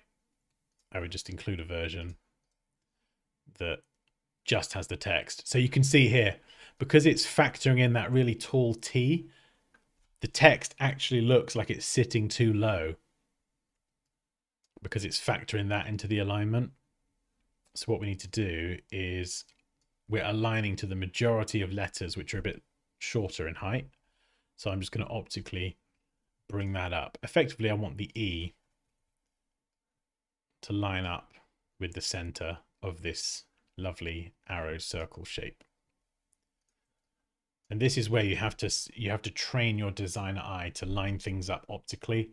Sometimes you can use the align tools and you can follow the rules and the guides, but something will just look off and you have to train your eye to just offset things in a way which kind of goes against what you know and what you've been taught, but that it looks optically or visually correct. That is the important thing at the end. At the end of the day. Yeah, and the only other thing about the presentation is I think this is great seeing these different colors. 100% more mock-ups. And some of the alternate variations. So we've got the main one, the stacked, the horizontal, the mark on its own. They're great. I think when we introduce colors and all these other sort of less primary versions, you could put them all on one page. You could put them all on one page. Have 4 boxes, 1, 2, 3, 4. And this just cuts down the amount of pages, but you're also grouping relevant parts of the presentation together as well. So it makes it easier to understand. And speaking of making it easier to understand, please include some context here. So this is good. Logo stacked, logo horizontal. Some of this doesn't really need much explanation. When we start adding colors and variations, and you've got your black, your white, your green, your white reversed out of green, you know, adding a little paragraph up here, just explaining what the person is looking at, so they don't go, what am I looking at? You know, they don't have to think what they're looking at. Is explained on there, because a lot of times, you know, clients or even me reviewing this work, like, I've not been invested in it like you as the creative have. So you know it inside and out, you know, the project or whatever. I don't. The client doesn't. They're coming in fresh, completely blind. So a one-line sentence just saying, hey, this is what you're looking at, that can be very, very helpful.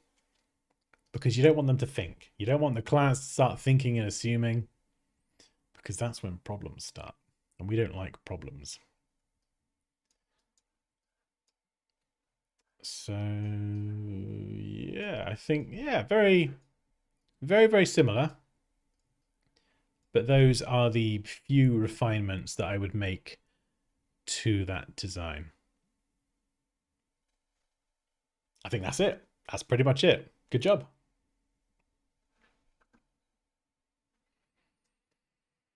Whew.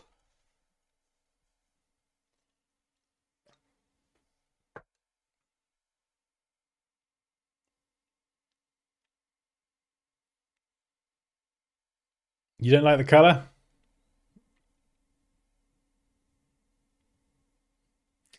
Yeah, possibly actually. I mean, I didn't even read the brief. I think this one's a lot more obvious. A recycling company. Yeah. They turn scrap into usable plastic.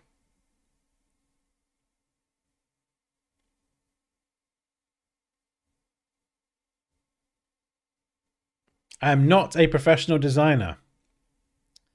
Well, that's even more amazing. I'm learning by watching your videos.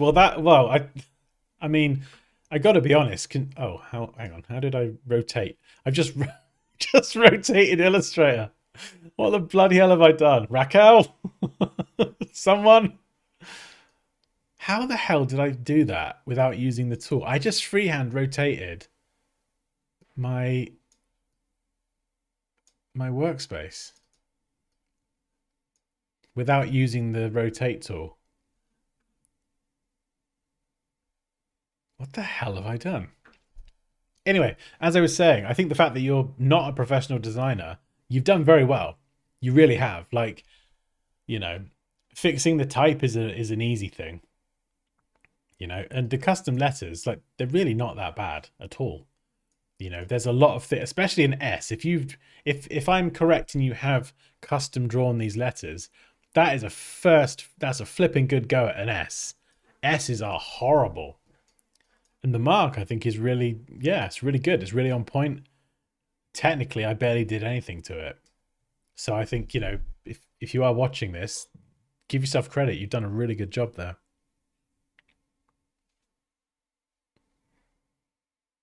I think I must have pressed or held a shortcut and it just started rotating things. Yeah, my mum's good, Raquel. Thank you. Thank you for asking. No, she's good. We took her for dinner yesterday. Went and had a lovely roast dinner down the road, which is nice.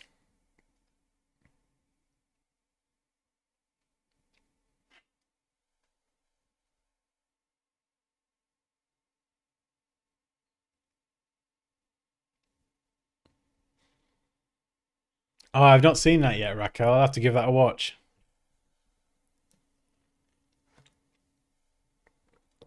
Command Shift R, it might be. I think that's the tool. Shift H is the rotate tool. I think I must have held a key down. Or some sort of combination of keys. I think I touched the scroll wheel on the mouse. It's one of those Apple Magic Mice mouses. I think I held something down and it started rotating. And I don't know what it was. Oh, it's forever going to be a mystery.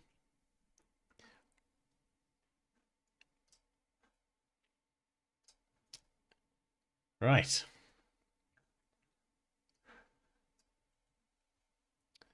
What's it called? Etsor. Okay, I got one more. I can't believe 2 hours have gone. This is madness.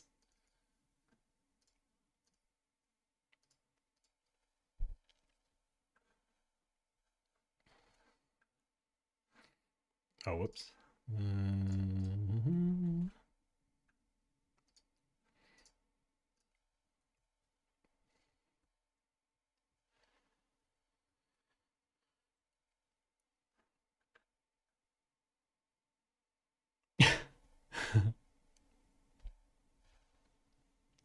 Yeah, I think it's a really good logo as well. I probably would experiment with some other fonts as well.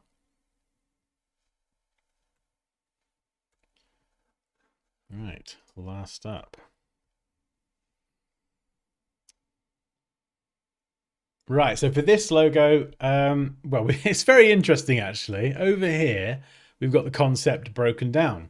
Purity, hydration, and freshness. Love it, clean, simple, symbol. And I always love these breakdowns where you've got like an icon plus an icon equals a thing. We'll get to the hidden face in a sec. I've got some thoughts.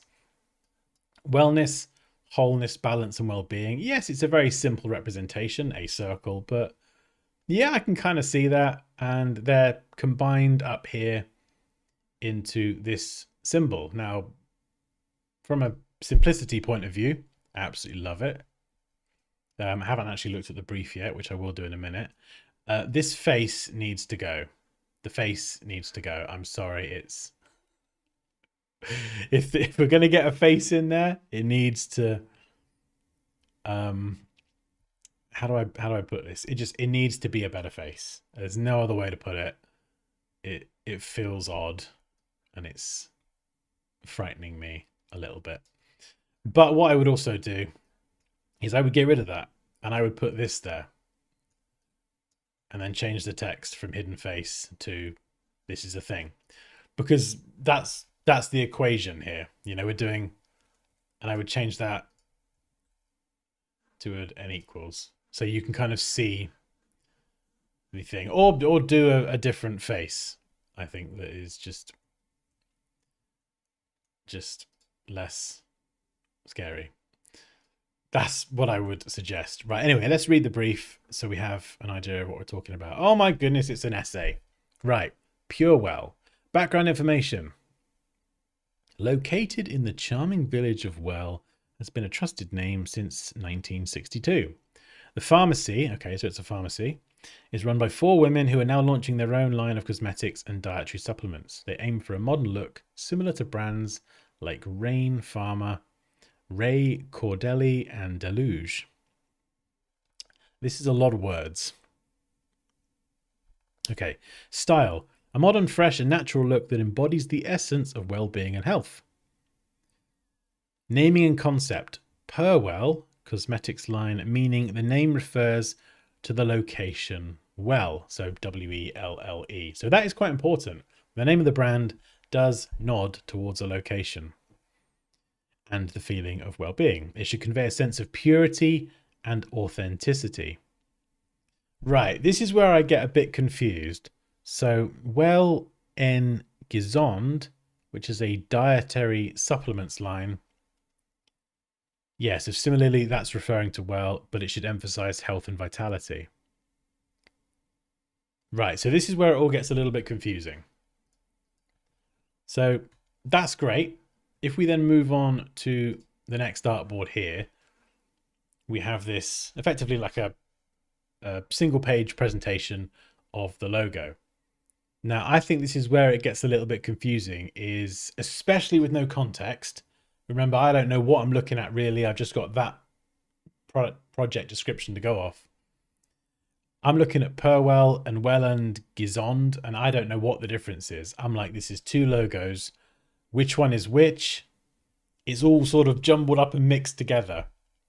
So I think if you're going to present two logos that are sort of similar, they're both related to well, but slightly different, you got to present them in a more separate way.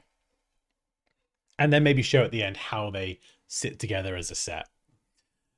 Or do something like this for that as well. So you've got, you know, Perwell, Welland Gizond, and then together they equal the full range. Because it's just a little bit confusing. Or maybe Gizond sits under Perwell. I don't know. Because, yeah, when I first opened this up, I was like, I said the thing. What am I looking at? Now, in terms of the mock-ups, I love how the product looks. So we've got these colors here. We've got a palette down here, which is rather nice as well. Nice complementary shades there.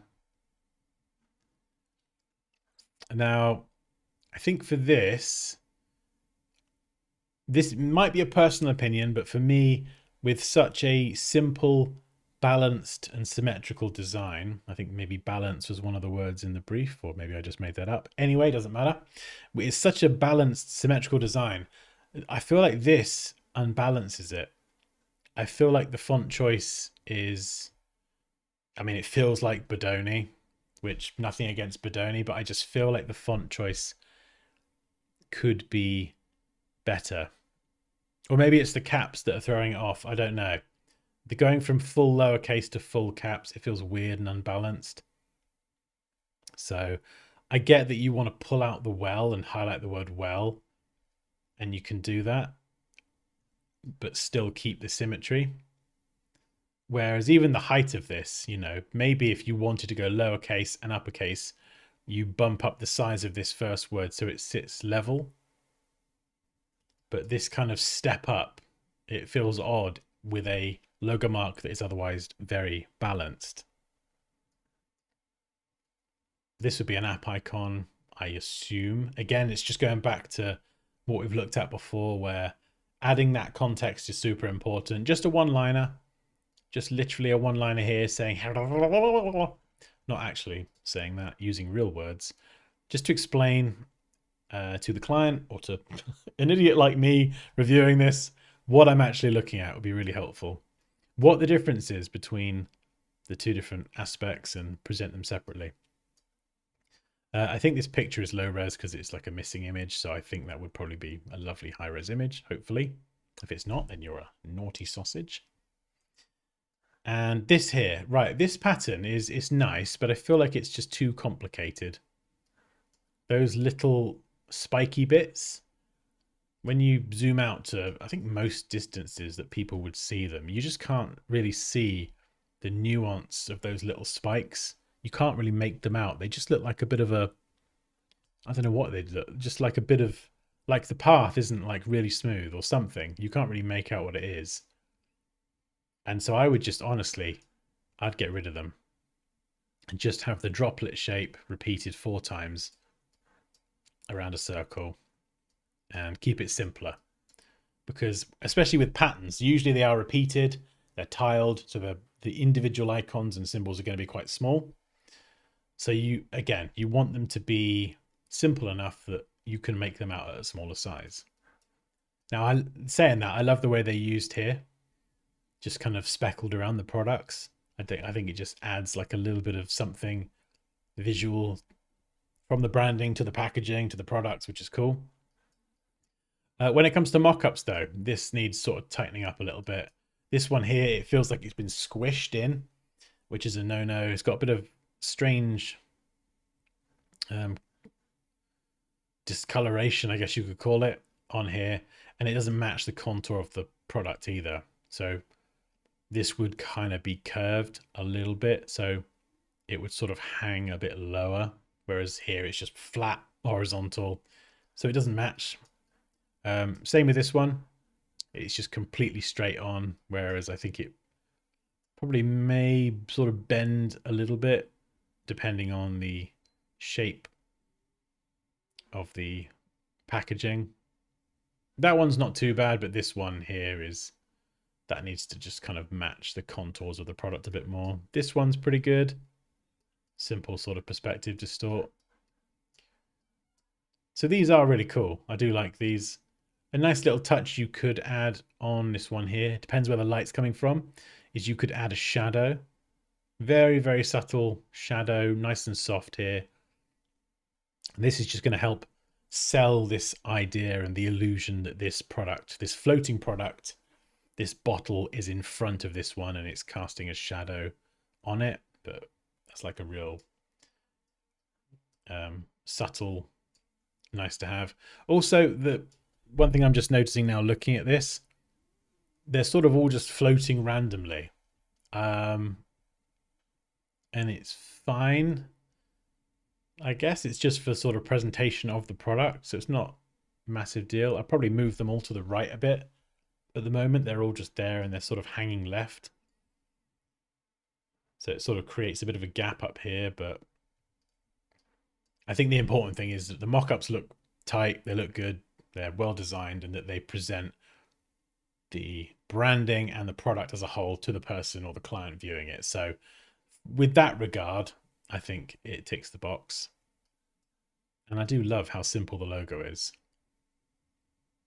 I don't know if I've seen this before or seen something similar. But it's nice, yeah. So they've obviously got this part. The pattern comes from that part, which is a nice little thing. Like if you can use part of the logo or the branding, or you have like a little suite of icons and symbols that you can use as a pattern, it just gives you these like incidental brand graphics that you can sprinkle throughout things to make them look a bit more interesting. So in this case, you can see that same symbol just being peppered throughout the products in their packaging, which is nice. So I think, yeah, without drilling into this too much, I'm probably just going to work on the type in a minute. But all of this stuff, even if you're going to present it on one board, it needs an explanation. So you need to add a brief one-liner for the different bits and pieces so people know what they're actually looking at. And then I would actually separate them a bit more. So there's a clear distinction between this is Purwell with the logo, this is the Well and Gizond, and they're related, but they're separate. Hopefully that makes sense. So, Purwell, ha, you're coming with me. Oh, we need a document. Right, let's go. Dansky, 3000 pixels. Because I'm a greedy badger. Right, so we're going to fix this. I don't think this is going to be too hard as well. That's what I like and find exciting about this sort of stuff with design, is it's usually not that difficult to fix things, but it's just being aware of it in the first place. So, yeah. I wonder if Well was sans serif. Well, that's the thing as well. Very, very modern. So do we go with a serif or a sans serif typeface? I don't know. And again, I think you'd need to like have a proper brief and comb through it to be able to more accurately answer this question. But I think we can at least scrub through a few fonts, and maybe this will be a good exercise in choosing fonts. And we can find something that works, and I can then talk through why I've chosen that particular font. So Baskerville display, let's change the text. I'm not going to lowercase the Purwell. I mean, you could even do that, you know, that is still more balanced than having Purwell with big well. Or you could have them separate words, but we'll keep it like this for now. Oh, I'm just trying to see if they've actually written it anywhere.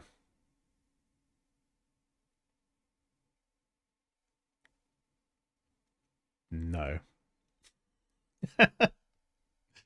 So, because I don't know if you could do that because it's not really, it's referring to the place. This is the place. It's welly. So that's kind of where this name came from. Yeah, see, even this actually. Let's bring them a bit closer. You see, super simple. Again, kind of how we looked at earlier, you can use one of the characters as the height between this and the mark. So if I just do something like that, sort of, yeah, maybe that sort of distance. Again, not a hard and fast rule, but it just kind of helps as a guide for spacing between the text and the symbol. So already, just with that one change, I've picked a very similar font, probably a not as nice font actually. This one's quite nice with the drops on the R. But you can just see it just looks even more balanced. And if I were to do this, again, visually, it just helps things look balanced. Kind of even more so here because we've got the P that extends up to the cap line, and then we've got the double L that extends to the cap line. So it's a little bit of a lucky accident there that we have everything small in the middle, and then either side we've got these pillars of letters, which is really nice. So I really, really, really, really hope we could do it like that. In fact, I'm going to do it anyway. I'm going to be naughty. But that's not too bad either. But having it this way, it just leans into that symmetry a bit more. Put a dot between the words. You could do, yeah. There's lots of ways you could creatively do it. You could separate it, or you could have them all lowercase. But yeah, there's lots of ways you could do that. But then we could also try a version that is a sans serif typeface. Not Bassett. Definitely not that. Now I've obviously got my 50 trillion fonts here. So if anyone's got a fantastic sans serif font they want to shout out, oh, there we go. Brown. There we go. Perfect. Just pick that one. you can see, hopefully you can see already what I mean by balance. So just by picking one font, I mean, you could even mix them up. You could. Can I just paste that in there? So if you wanted, I don't know. If you wanted to do the mixing font thing like this, you'd need to like adjust the size, because at the minute this font is too small. Now I think that looks a bit weird. I think if you're gonna mix fonts, they have to be much more deliberately different. So, you know, it'd be something like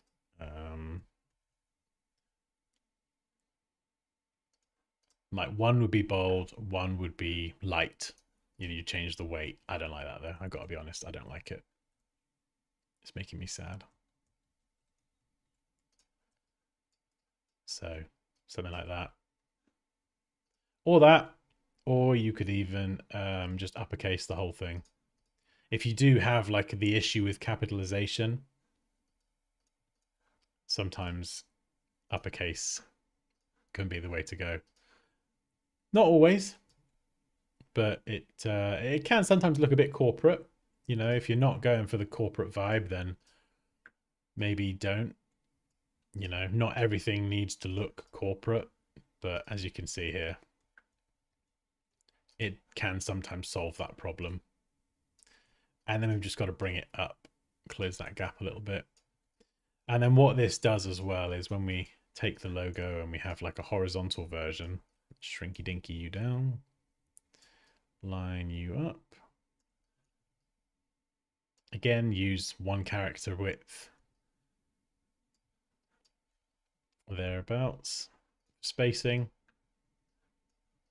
If I do the same thing with this,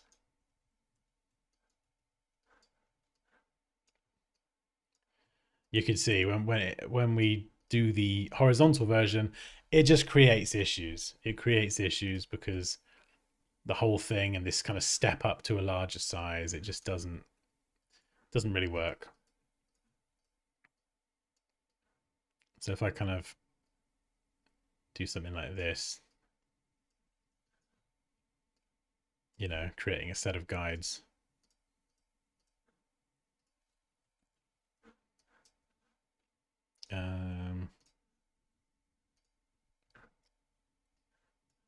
It just, yeah, it doesn't really sit with it very well. Whereas with this,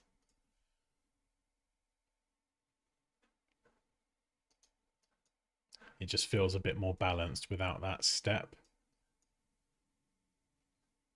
I think actually, yeah, again, this is where I would not rely on these guide systems too much. They can be very useful, especially rule of thirds, but I would eyeball it as well.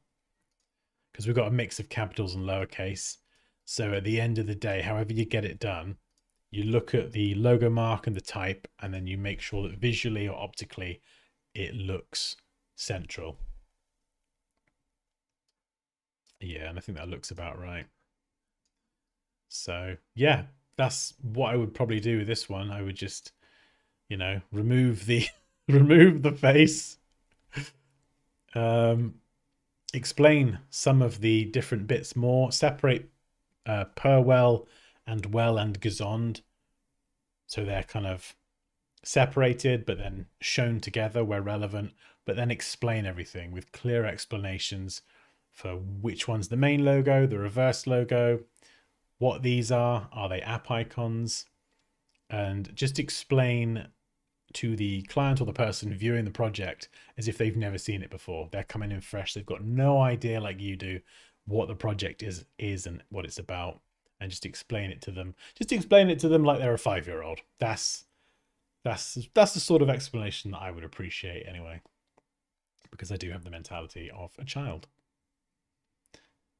And that is pretty much it. So yeah, thank you very much for sending this one in. Right, what do we think? What do we think? And does anyone have any questions?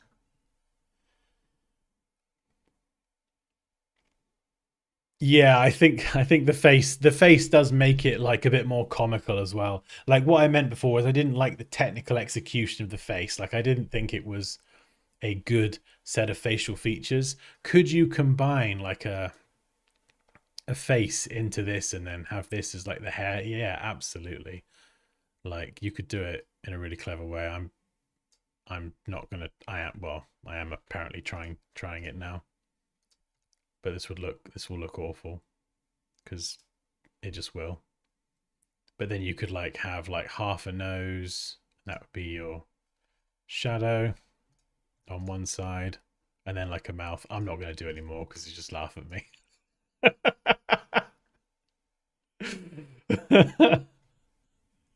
We won't go there. You could even find a picture of someone whose face you like and then trace over the eyes, the nose, and the certain features, and then try and work that into the shape here and play around with negative space. So like if you wanted to like have someone's hair, for example, you know, you could do something not like that. And you could have like some hair. I'm obviously doing this exaggerated and badly. Let me have a set glasses. Oh yeah.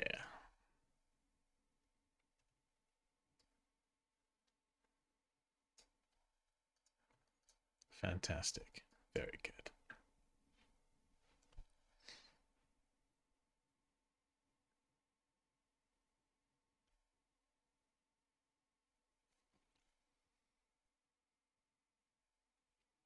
I submitted my latest design, but after seeing what others submitted, I want to bury myself. No, nothing comes from burying yourself.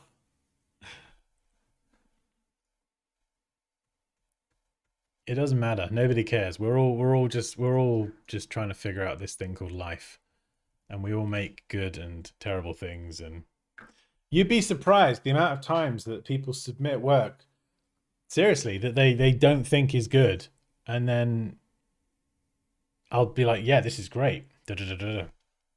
Or sometimes they'll submit like a really great idea, but it's just the technical execution that's lacking, you know. And the technical execution thing, the software, like you can teach that. You know, you can't necessarily teach someone how do I say it, like design creatively, like in their own way. Like some people just aren't creative. They might try, but they're just not creative.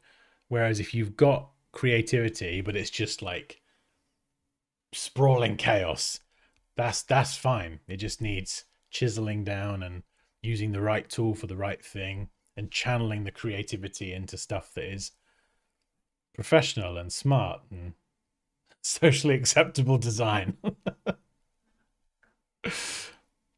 everyone, and you got to go through it though. You can't hide. You don't get to hide away.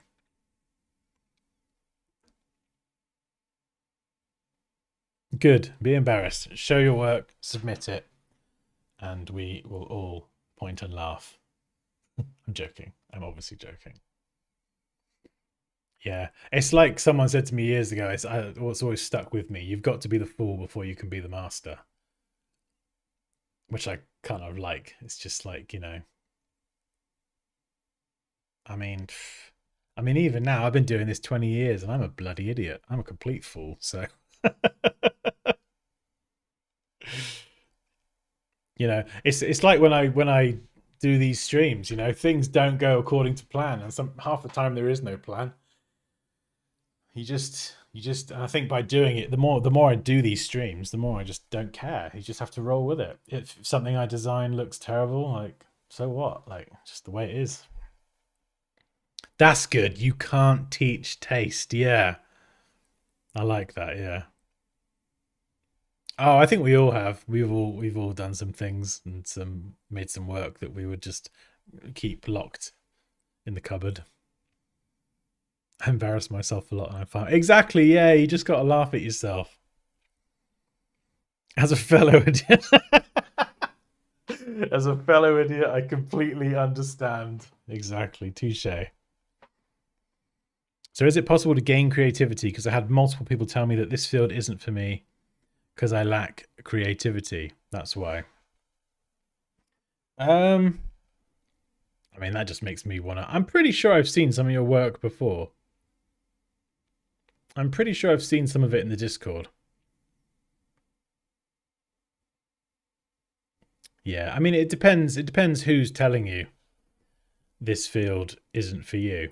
You know, sometimes people will say that because they'll be honest, and other times they'll just say it because they're just not very pleasant people, and they're just they, you know, they people just try to bring each other down sometimes.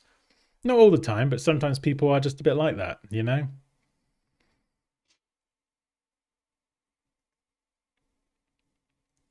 Because and I think creativity as well, you know, it's it's one of those things. It's like a flame that has to be nurtured. Like if I sit at my desk all day every day and I'm just feeling tired and exhausted and burned out, I'm probably not going to be coming up with my best ideas, you know? And so I think creativity can be to an extent like a state of mind as well. You relax, you disconnect, you feel good, you come up with interesting ideas. It helps you feel inspired as well. And that's another thing as well. Look up people's work who inspires you as well. It's like super important to be inspired however you do go about that. Yeah, that's a really good way of putting it. I would say look at and study and consume things that interest you and glean tiny bits from each. Yeah, that's cool.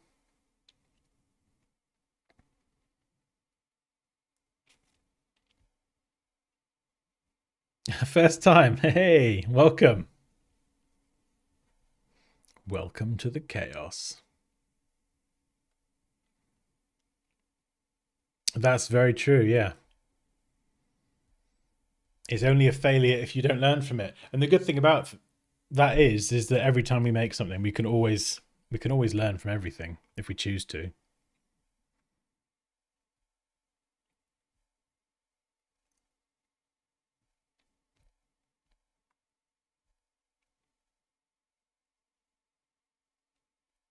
And it depends as well. Just going back to what you said before, if multiple people have told you that this field isn't for them because I lack creativity, my first question is, well, who are these people telling you that? Do they have any understanding of what is or isn't good or creative? So I would, yeah, whenever you get that sort of feedback, whether it's from, friends, family, random people, people on the internet commenting on your posts and your work, like I would always try and decide how much value that opinion has. Is it coming from someone who has your best interests at heart and knows what they're talking about and is qualified to make that sort of statement, or is it just someone who, yeah. I mean, do you want to chuck something in the Discord? I'm curious now. If you've got some design work, I'll tell you what, Minnie, if you've got something you want to throw in the Discord right now, I will make some extra time to review it. You got your best bit of work, your best logo. You got a logo? What sort of work do you enjoy doing?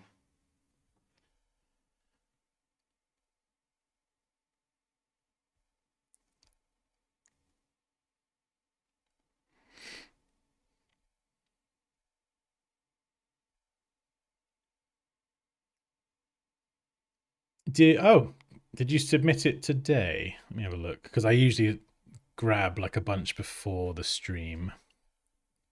So if you have submitted something today, it would probably have only been uploaded recently. Let me find it. Let me dig.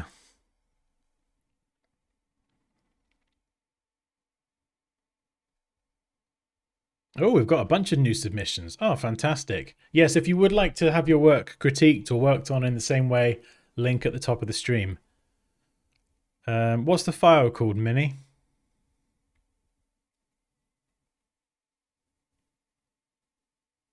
The name is Ali. I gotcha. Okie dokie. Okie dokie.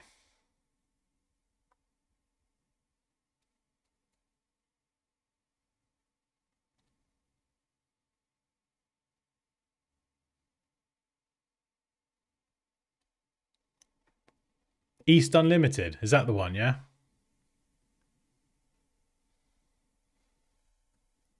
East. Oh, yeah, okay. And how long have you been designing? So, are you a professional? Are you not a professional? What's your level at? How long have you been designing? Fill me in. Give me your life story in like a sentence.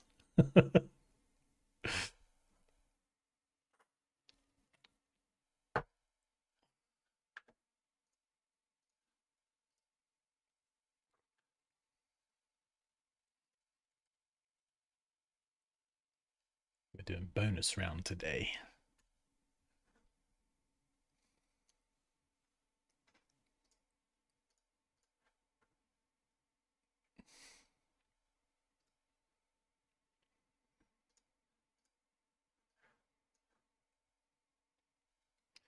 Well. Right.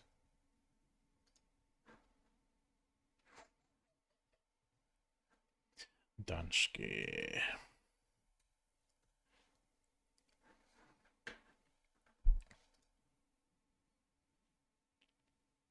Oh, Cal, yeah, I'll review anything. I and I have such a varied skill set. I will review anything. I mean, if I get enough work, what I'll try and do is, if enough people submit stuff, I'll separate these streams into maybe different types of design, so people know what the streams are. Like today, this one's about logos and branding. But yeah, I mean, I'll review anything. Just if you submit a portfolio or a website link or whatever, just let me know what it is you want reviewing.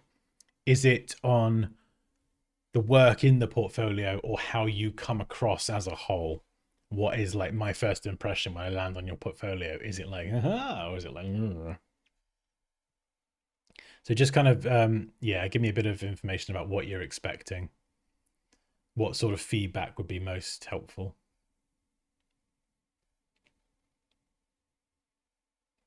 Okay, cool. I've started designing as a hobby 5 years ago, and I just took that field seriously like a year ago.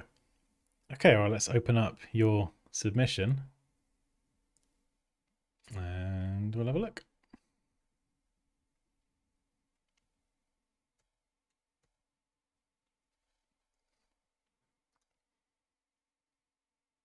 Yeah, they don't know what they're talking about.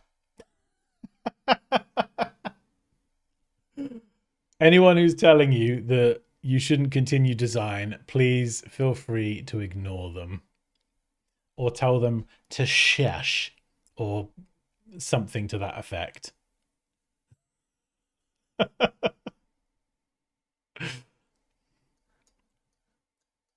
Yeah. I mean, what is the context for the project? I'm guessing you've probably, if you've submitted it, there probably is some context. Let me have a look. Let me have a quick read. Okay, we're a company that makes and distributes German soft drinks. Our main product is made with love. Nice. Is that an actual ingredient? And served in 5-star restaurants across the nation. Our target audience is couples. We want to convey a sense of wonder while at the same time being old-fashioned.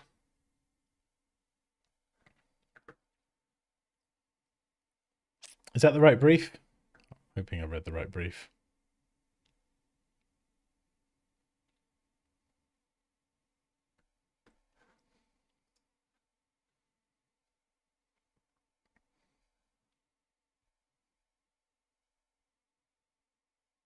Yeah. Yeah, I was going to say.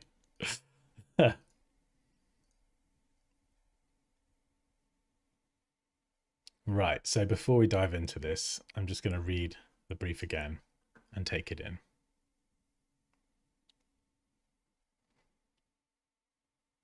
So the brief, we are a company that makes and distributes German soft drinks. Our main product is made with love and served in 5-star restaurants across the nation. Target audience is couples. We want to convey a sense of wonder while at the same time being old-fashioned. Okay. I think in terms of wonder, you've definitely nailed that. I like the sparkle. I'm not entirely sure what this container is. It's very abstract. I don't think it's got the old-fashioned element. But before we dive into that, let me just tell you what I do like and why I think you should definitely continue to pursue design and pursue it professionally. In terms of the colors here, you've got two very clear colors. They contrast really nicely and they complement each other. A nice punchy orange and like a really, really sort of dark purple. But there's lots of contrast. This feels optically balanced. This is what I was talking about. So if I just get my magical red lines out and, you know, align this to the top and align this to the bottom, what a lot of people will do, and when you use the align tools, it will do this as well, is you'll, select this, you'll try and align them, and then bosh, it will do that, and you'll go, hey, that's aligned. But this logo mark that you're aligning to is not equal. If it was a square, that would make sense, but it's not. It's more of a diamond shape. And so there's less of a mass towards the bottom of the shape. It's kind of big and bulky up here at the top, and then it tapers in at the bottom. And if you don't factor in that tapering off, that tapering off, when you align things, it can look too high or too low. So the fact here that the fact here that you've kind of offset that a little bit, to me says that you can see that something was slightly off. And it feels aligned pretty much almost correctly. I'd have to stare at it for a few hours. But it doesn't stand out to me as being like immediately off. You've done a really good job of trying to estimate that. And it's an odd shape as well. When you have odd shaped logo marks, which does happen, it is trickier to align things. So I think you've done a really good job there. I don't, what is the shape actually? I don't know what the shape is.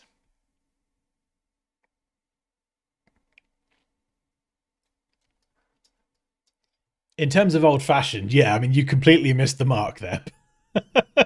This is more modern, I would say. Modern, possibly aimed at younger people. Even the person holding the can here, bright, vibrant colors.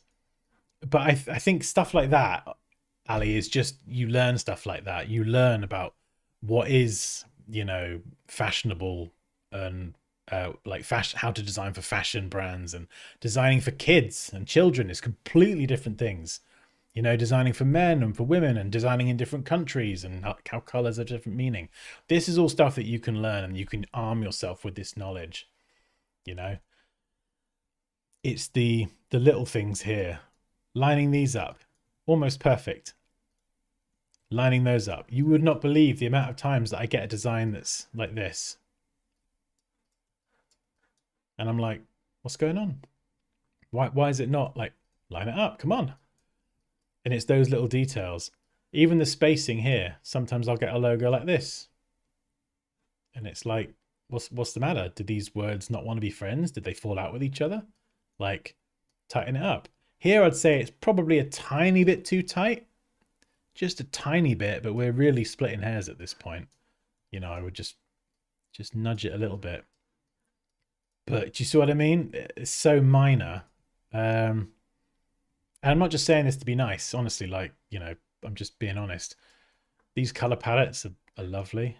I think, yeah, okay, so you grabbed them from somewhere. Yeah, so you didn't pick the colors yourself, I'm guessing. Or maybe you did in coolers, I don't know. But lovely palettes. Not suitable for the brief in terms of what was it, being old fashioned. The diamond is meant to be a heart. Okay. I'm not getting the heart thing personally, but what I am looking at is the technical execution of the heart. The corners, the shapes, they line up, it's symmetrical. Like, even if the shape here, even if I said to you here, this shape like is wrong, you've technically executed it very well. It's perfectly symmetrical. Again, you wouldn't believe the amount of times that something is off, or one bit's curved slightly differently, or there's like this bit will be rounded off here, or I get all sorts of odd things. So the fact that you've paid attention to the technical execution, even these bits, these gaps, you see these gaps here? I'm just scribbling. They're all equal. This sparkle looks perfectly centered. Sometimes I get that.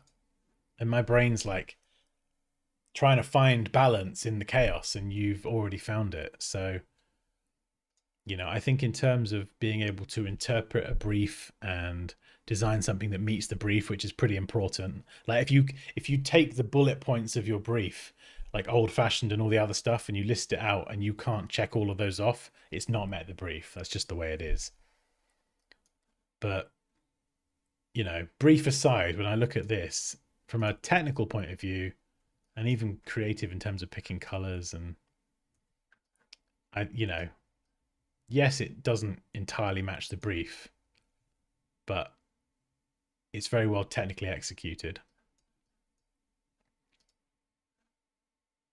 Even here, the way you've chosen to present these, like stuff like this, where I would say, make this line up, make the spacing between these consistent.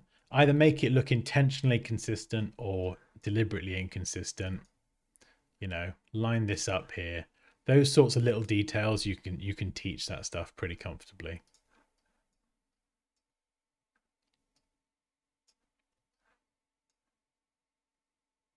Yeah, I mean, and it comes with time and practice as well. Like, sometimes what I do is I try to find shapes and combine different things. So you said it was meant to be a heart, right? So if we do a 5-pointed star, and how do we round this off? I got the right, there you go. 5-pointed star. I mean, It's a slightly less sparkly one, but we could make a heart out of that. And there's many different ways to do a heart. So we'll try this one. This may or may not work.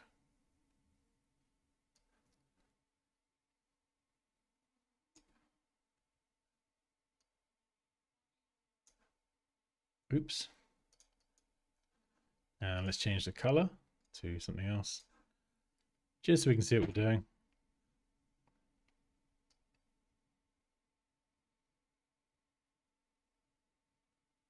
Might need to add like a different point in there. We'll nudge it up. We'll send it behind. Oops. Bring it down.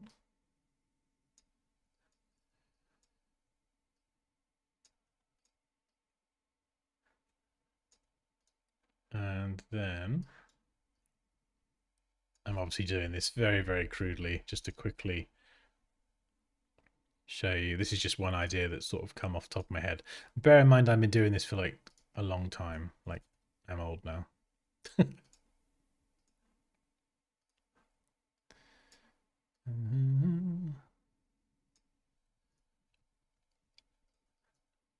So I'm just kind of fudging this completely, but we should be able to flip it vertically.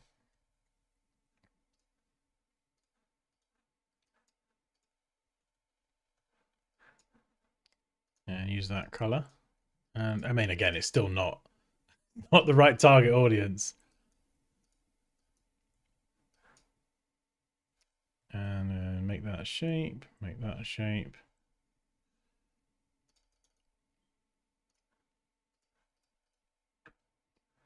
You know, and you could play around with it. So you said it was the, you know, heart. So we're combining a heart and a sparkle. But there's lots of different ways that you can do that. And in terms of old fashioned, you've got font choices. Again, you can learn about, you know, different fonts and how they're suitable for different types of things, you know. Colors, they play an important role as well.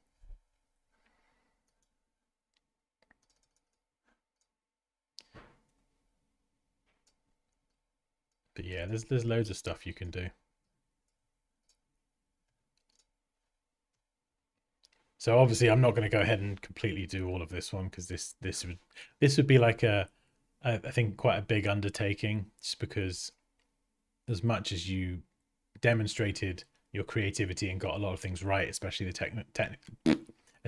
technical execution, I think I would probably put that idea to one side and then work from the ground up with old fashioned and those other key points in mind.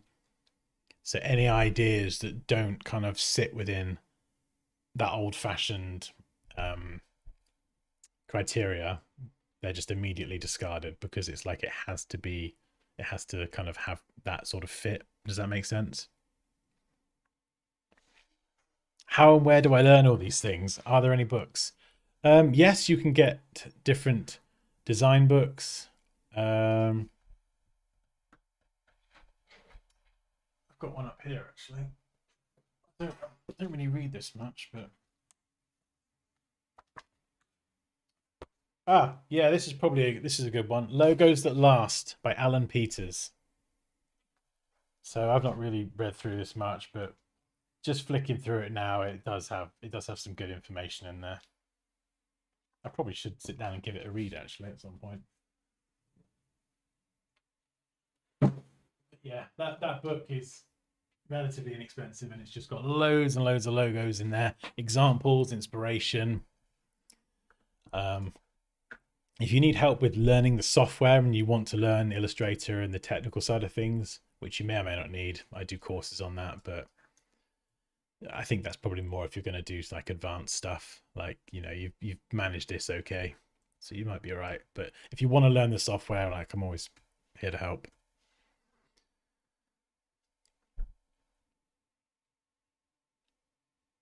And I think over time you will learn things, you know, just by doing it and by designing. But yeah, please, like, feel free to disregard any discouragement. about pursuing a creative career in design.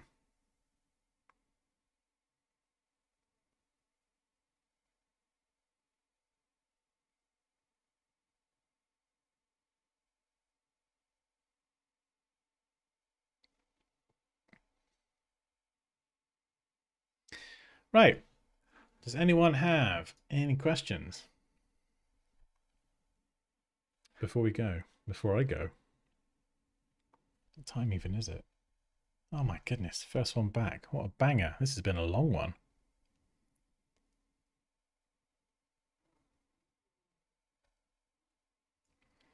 And if you would like to upload your work, the Dropbox link is at the top of the stream. And if you'd like your work reviewed, actually, there's a link in the description as well. So check out the link in the description if you would like your work reviewed. And I will take a looky-loo. Yeah, I know, that first one. I'm glad I stuck with it. I think it turned out pretty well. But my goodness, that was in depth. Oh, you're welcome, Ali.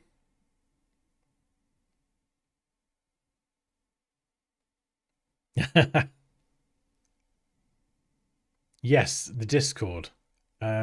If you go to dansky.com. So if anyone would like to join our Discord group, it's completely free. We've got the join the Discord there, and you can click on that and then sign up. And then, as I said, I've got courses for Photoshop and Illustrator, and I do one-to-one coaching as well, if ye are interested. Oh, right. I'm exhausted. That was fun. Was this helpful? We can do more like this if you want. I like opening up work and reviewing it, and then trying to tweak things here and there.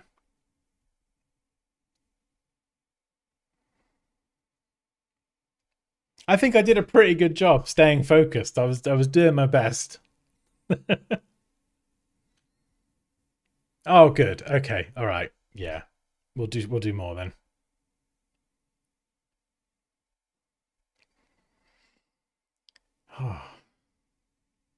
Yes, yes. Let's have more. I don't know why I sound like Cookie Monster. Oh my goodness.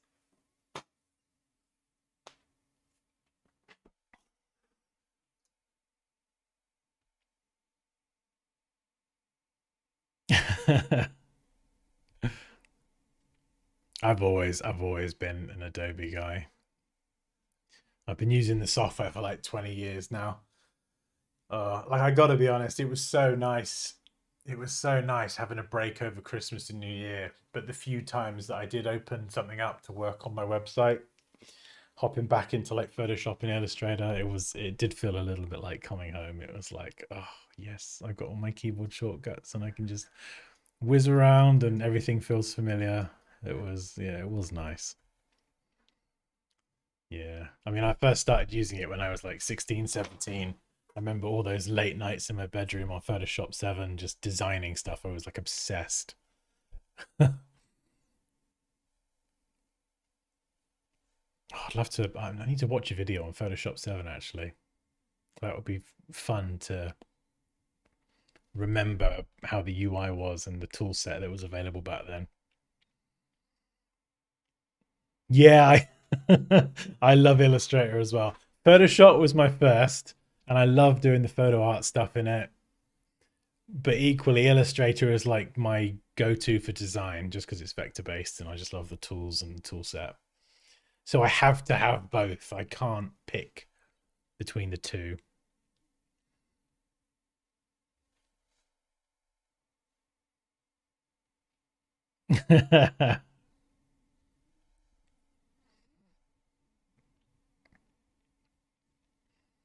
Illustrator is my everything.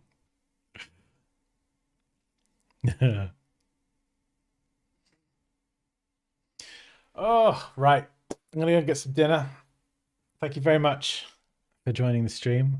A happy new year to you all. Yay, 2026.